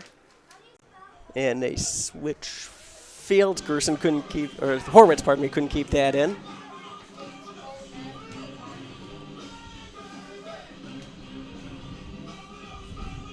Sent towards the middle. Contact there, and that'll be a kick for Aurora.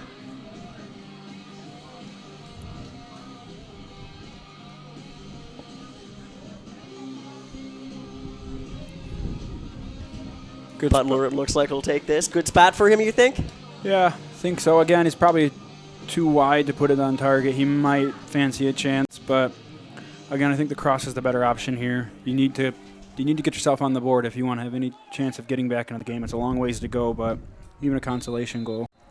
everyone to the far side right now, or the center of the box. And then straight into the wall. Yeah. And that's not what Borealis would have wanted. Down the sideline. Good cover from Garza to come all the way across. He's had a good night, despite the scoreline. Lovely. Get himself out of trouble. Gets a nice applause from the fans. Yes. And then Butler turns away and a bit frustrated with the contact there. It's a really nice crowd here at the Ohio Moose Sport Complex tonight. Fans are out supporting a team that's off to a good start this year, and even though this result isn't going to be what Aurora wants, there's a lot to be encouraged about with this team so far this year. Yeah, there is, definitely. It's a big improvement from last season, and the fans at least come out, they get to see some goals, and they won't be happy with the result, like you said, but it's part of the game. There's the first substitution for Cedar Rapids. Out is Alex Broly. Here comes a long throw. Horowitz's throw. Oh, missed clear from Salazar. And that just went through the uprights, not really close to the goal there. You ever see the promo for the English Premier League with Jason Sarokos? He goes over and coaches Tottenham. Oh, yeah. yes. Yeah. Yes. Boy kicks it over the crossbar and he goes 3 points. Right. Nope, 1 point. 1 point. That's what I always think of when I see that. Another change, Delgado coming off. Now entering the game, number 7, Alberto Lopez. Alberto Lopez checking in. Lopez has got a wonderful shot, good vision, very dangerous on free kicks, so if Borealis get a few of those chances, he'll definitely be the man to take it. Back into Borealis' end here. Nice pressure by Cedar Rapids forces them to retreat a bit towards the corner, and nothing there, nobody there. But it will be a throw-in. It goes just out of bounds before it reached the end line there.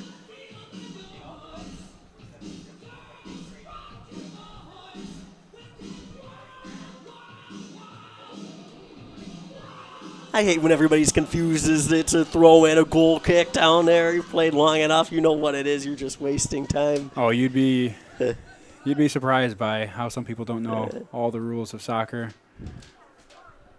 But yeah, it should be pretty simple there. The AR is going to put their flag up along with the referee, and it's easy for the goalkeeper there. Yes. I played in a game, and you can't be offsides on a goal kick, directly from a goal kick. And I was standing in offsides position. Nice windy day. The ball came straight to me, went down and scored, and the other team complaining that I was offsides. I was like, oh, you're 25 years old. You should know that you can't be offsides straight from a goal kick. Yes, especially if you've been playing that long. Yeah. Yeah, they weren't too happy about my remark, but...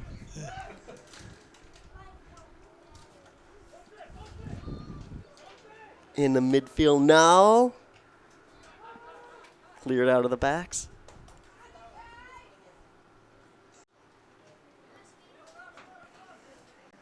Coming out to play it is Marquez. Looks for Butler down the side. Knocked out. That'll be a throw for Aurora. Substitution here for Cedar Rapids. It'll be interesting to see how Borealis approach the remainder of this game and what they have to say heading into the next match. Like we said, I know we talk a lot about what Wednesday night was. What effect it might have had on this game. They'll not want this game to get to their heads too much and derail them. They've had a good start to the season.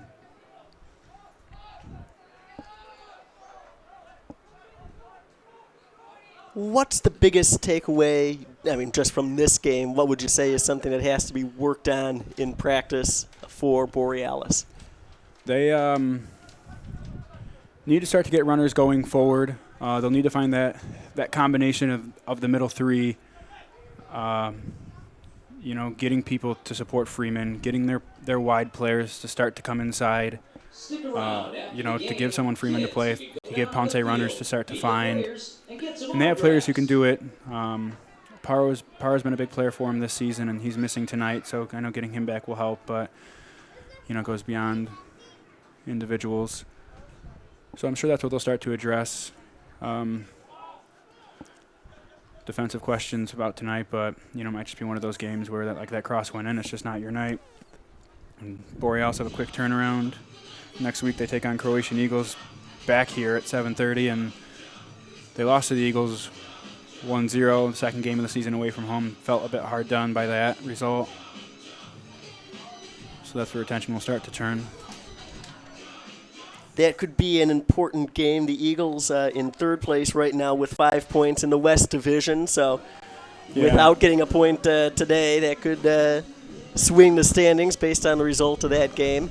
Yeah, and we'll start to see what happens for Cedar Rapids here. They're going to have a quick succession of games starting so late, so they can climb up that table pretty quickly, and Borealis could find themselves to second to further. They'll need a result against the Croatian Eagles,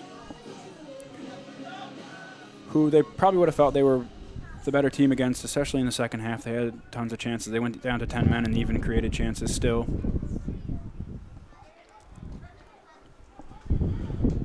It's good energy from Rapids to still keep pressing on.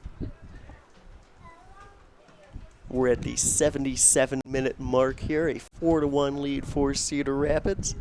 Colby Newquist and Luke Steffen here from the Ohio Moose Sport Complex. Aurora Borealis against Cedar Rapids Rampage on the Sportstown Chicago 2 and the Illinois Media School Facebook network. A lot of space there for him to turn and pick out his passes. I think that midfield's starting to tire a little bit. Running open here. And just passes it back. I've been trying to look at the Rapids uniforms. It looks like they have, maybe not. I was thinking it was old Kappa uniforms. It's a brand from a long time ago. Maybe I'm wrong, though. I didn't think they existed anymore. Very simple uniforms, white and black. Yes.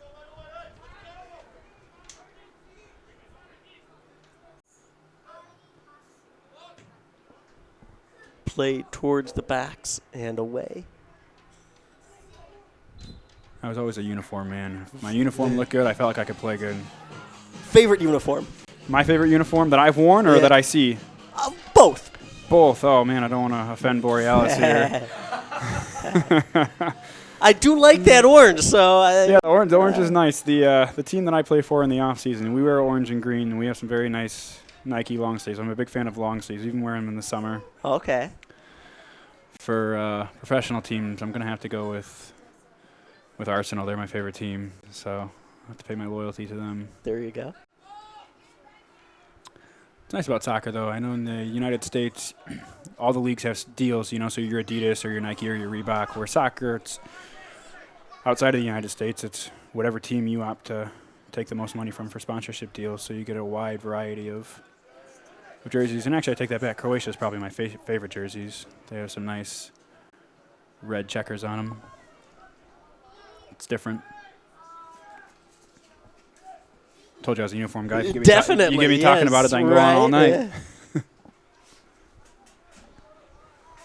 Well, and they're just so distinct in this sport. Fans really tend to identify with the jerseys that their teams wear. They do, yeah. The jerseys and the logos. Yes.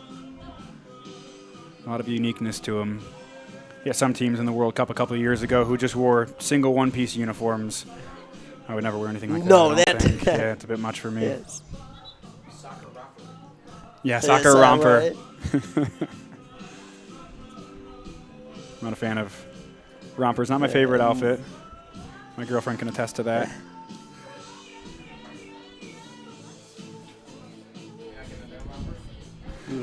No. Had my brother talking about a man romper earlier. Oh, I don't know what that is. I hope he doesn't wear one. He's talking about a man romper and a Flash costume. So his outfit choices are a bit unique. Yes.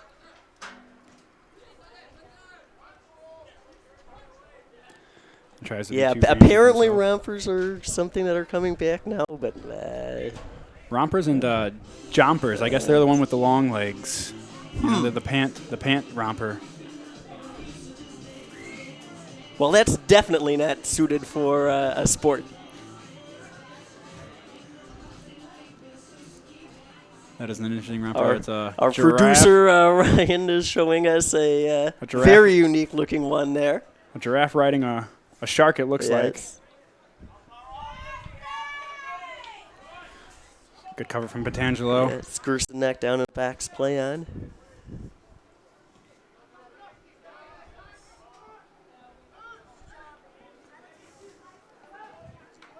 There's Rapids taking their time. They won't mind that, going back to their goalkeepers. It's got to be a disappointing feeling to have Yeah. just get passed all the way back down there with no one there to pressure the goaltender. Yeah, a lot of chasing the ball right now. This is not what Borealis will want. And stays in play.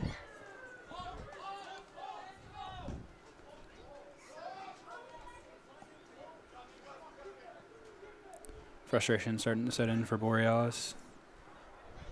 This will feel like a long 9 minutes for them if they keep chasing the ball. It'd be nice to see at least another goal go up for Aurora so that they have something to build on going into practice. Yeah, especially the way the first half went. You know, we said that nobody had really taken control of the game, and it was a 1-1 game, and the Rapids were definitely the better team in the second half. But 4-1. Centered and 4-1 might be a little bit harsh on Borealis. Yeah. Could be a silly yellow card to pick up right there. I don't think the referee's going to punish him for that. But no, at this point, letting it go.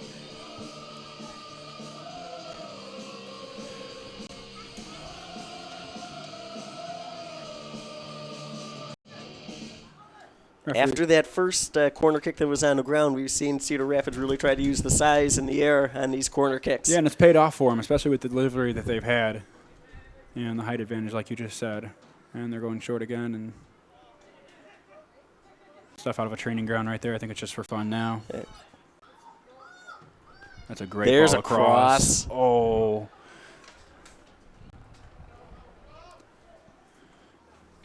And Evans maybe felt like he could have atoned for his sin in the first half of gifting Freeman the goal.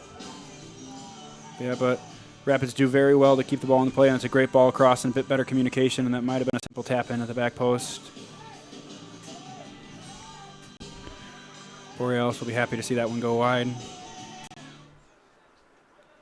Borealis switches fields there, a lot of space. Kind of a quiet night from Petangelo in terms of getting forward. Here he is now. He's usually likes to join the attack when he can, but he's pretty hard pressed by Gerson over here. And making another run is Gerson. Wow, kept that in. He's been a nuisance. And picked up And now he's finally worn out. A little bit too late to help, but down there. Yeah, maybe he's just catching a breath. I think that sometimes people forget soccer players. You don't get timeouts or very many breaks, so you get a little knock. You can stay down for a second or two so everyone can catch their breaths, and you see some other players stretching out throughout the field and grabbing water, and they're going to not take any chances with him, it doesn't look like. No. Going to pull him off. It's Gurnessy coming off for Cedar Rapids. Flynn Collins in. It's a local boy. Flynn Collins comes from the area. Be happy to get on the field and in front of the people he grew up playing around and in front of.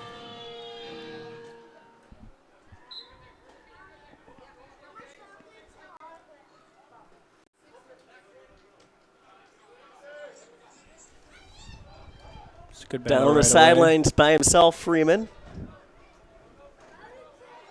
Finally knocked to the corner and out, but it'll be a throw-in. Again, Freeman going in alone, and when you look up into the box, you saw one player in the box. At this point, maybe they've decided to turn their attention to Saturday, but you'd still like to see players funneling into the box. Haven't seen too much of Lopez since coming on. Talked about his lovely placement on shots, but hasn't had the chance yet. There he bounces it off of a teammate. There's Perez getting forward. It's a quiet second half as well, Perez. There's a shot. Save. Nice save there. Good from Lopez. Got down. Creates a small bit of space for himself. Makes the keeper drop down for the first time. Get a save. Whistle will stop play there. Go back to Aurora for the kick. Keeper does well, sees it the whole way, but it's a good shot from Lopez, not much angle. Skips just before the keeper, actually very difficult for the keeper to deal with. Keepers will always tell you it's hardest before it bounces before him. He seems to have done a nice job tonight getting down low for those low shots. He has, yes. He's a very big guy, he looks like, from the booth. I can only imagine he's bigger the closer we get to him. Into the box. And that's sent harmlessly quite far away from the goal there. Potential a bit disappointed with himself. Maybe better options there.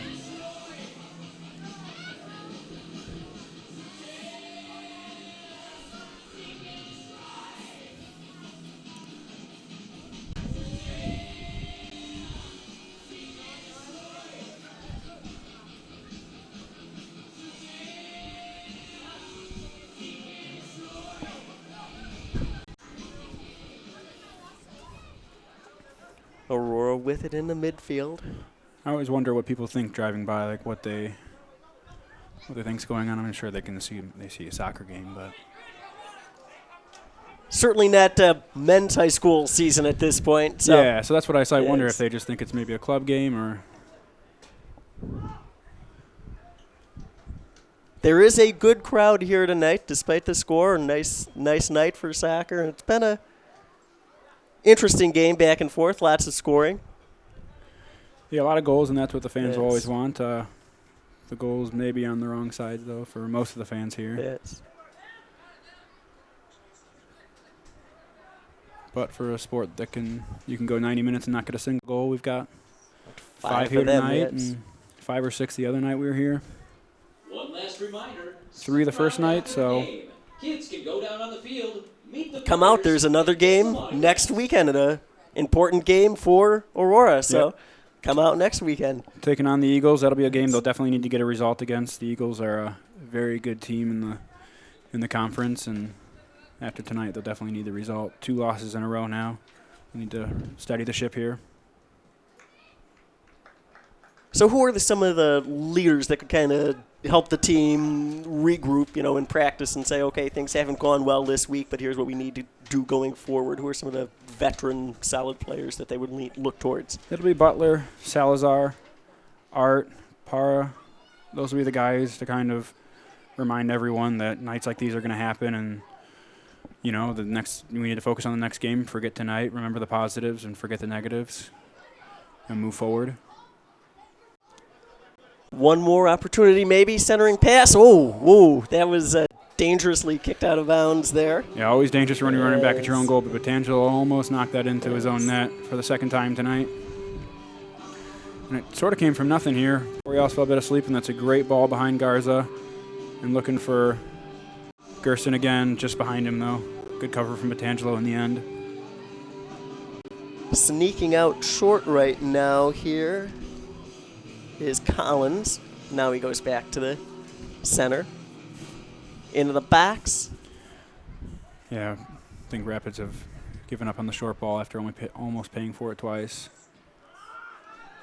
Great ball out for Freeman, and this time Evans deals with it very well. Poor giveaway.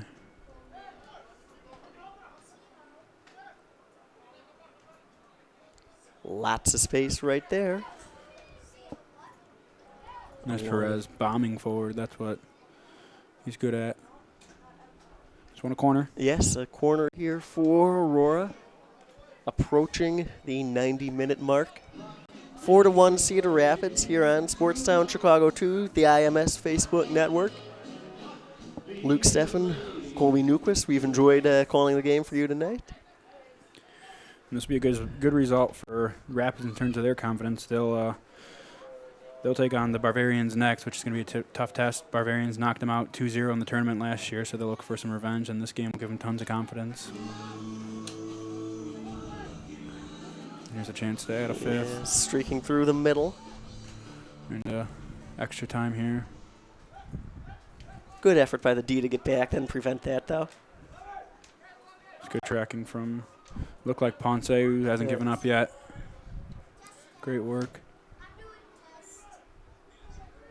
That sent towards the corner, kept in.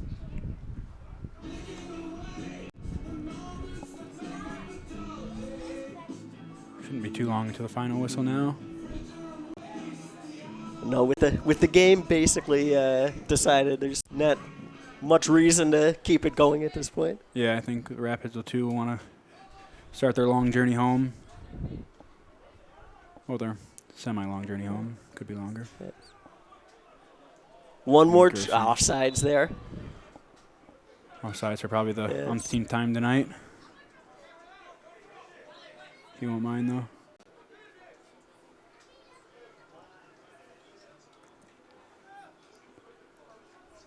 It's cooled off quite a bit now. It's good temperatures.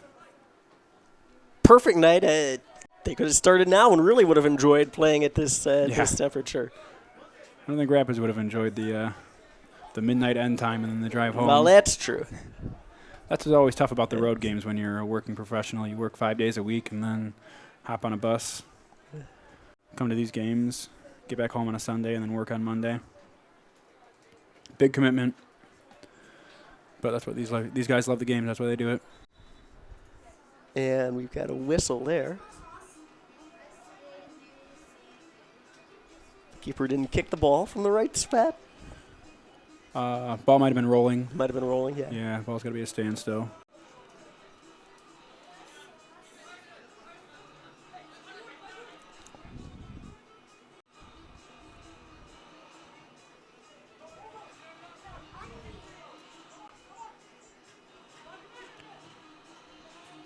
Angelo putting Salazar under a bit of pressure there, but Salazar does well to get himself out of it.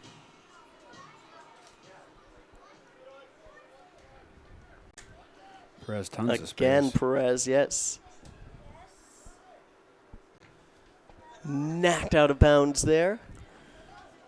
And it looks like it's going to be a throw as opposed to a corner. It's probably just the difference between the two of them right now, Petangelo and Perez. When Perez has the space and the time, he likes to get forward and attack, and you'd think Petangelo would. I know he likes to. He's an attacking player by trade. With Gerson over there, though, there's only so far forward you're just looking at Gerson right here. If that ball pops out, he's pretty free, and the keeper's got a good throw here. Yeah, he gets back. He's going to go for goal. No, that's going to go for Gerson. That's a very accurate punt. He tried to keep it in, but just wound up on the track. And there's the final whistle. So, the final tonight, Cedar Rapids 4, Aurora 1. A tough result for the home team, but an opportunity to right those wrongs next week when they take on the Eagles in a critical game in the West Division. What are your final thoughts tonight, Colby? Good start of the season for the Rapids, for Borealis. They're going to have to forget this week and turn their focus to next week. A win against the Eagles will put everything right again and keep them in contention for qualifying for the tournament. So, got to forget tonight and move on. All right. Well, we'll show you up on the screen here the schedule, the upcoming schedule. Series of home games for Aurora, the 17th and the 23rd as well, and into July even, before a road trip to finish the season. So lots of chances for a team that, outside of tonight, has played well at home. Thank you for... let's take a look at some replays here. This is going to be the first goal that Aurora scored. Yeah, again, just a miscue from the defender and a great finish from Freeman. And I think this is the opening goal of the night off the corner kick. It's the second time the Rapids put the ball into the box off a corner. And it's Ramlow with the header. And here's the good play from Gerson again to cut the ball back. A bit fortunate, but that's what Borealis Rapids will be looking to build on. 2-1 at that point. And the unfortunate cross that found its way over Marquez. I still can't believe that ball curled in like that. Yeah, I'm sure he couldn't either. But it's just one of those nights for Borealis. Just nothing going their way, especially in the second half. And that's a 4-1 final on the Sportstown Chicago 2 and IMS Facebook Network. For Colby Newquist, I'm Luke Steffen. Thank you for joining us tonight. Join us again next week. Have a good rest of your weekend, everyone.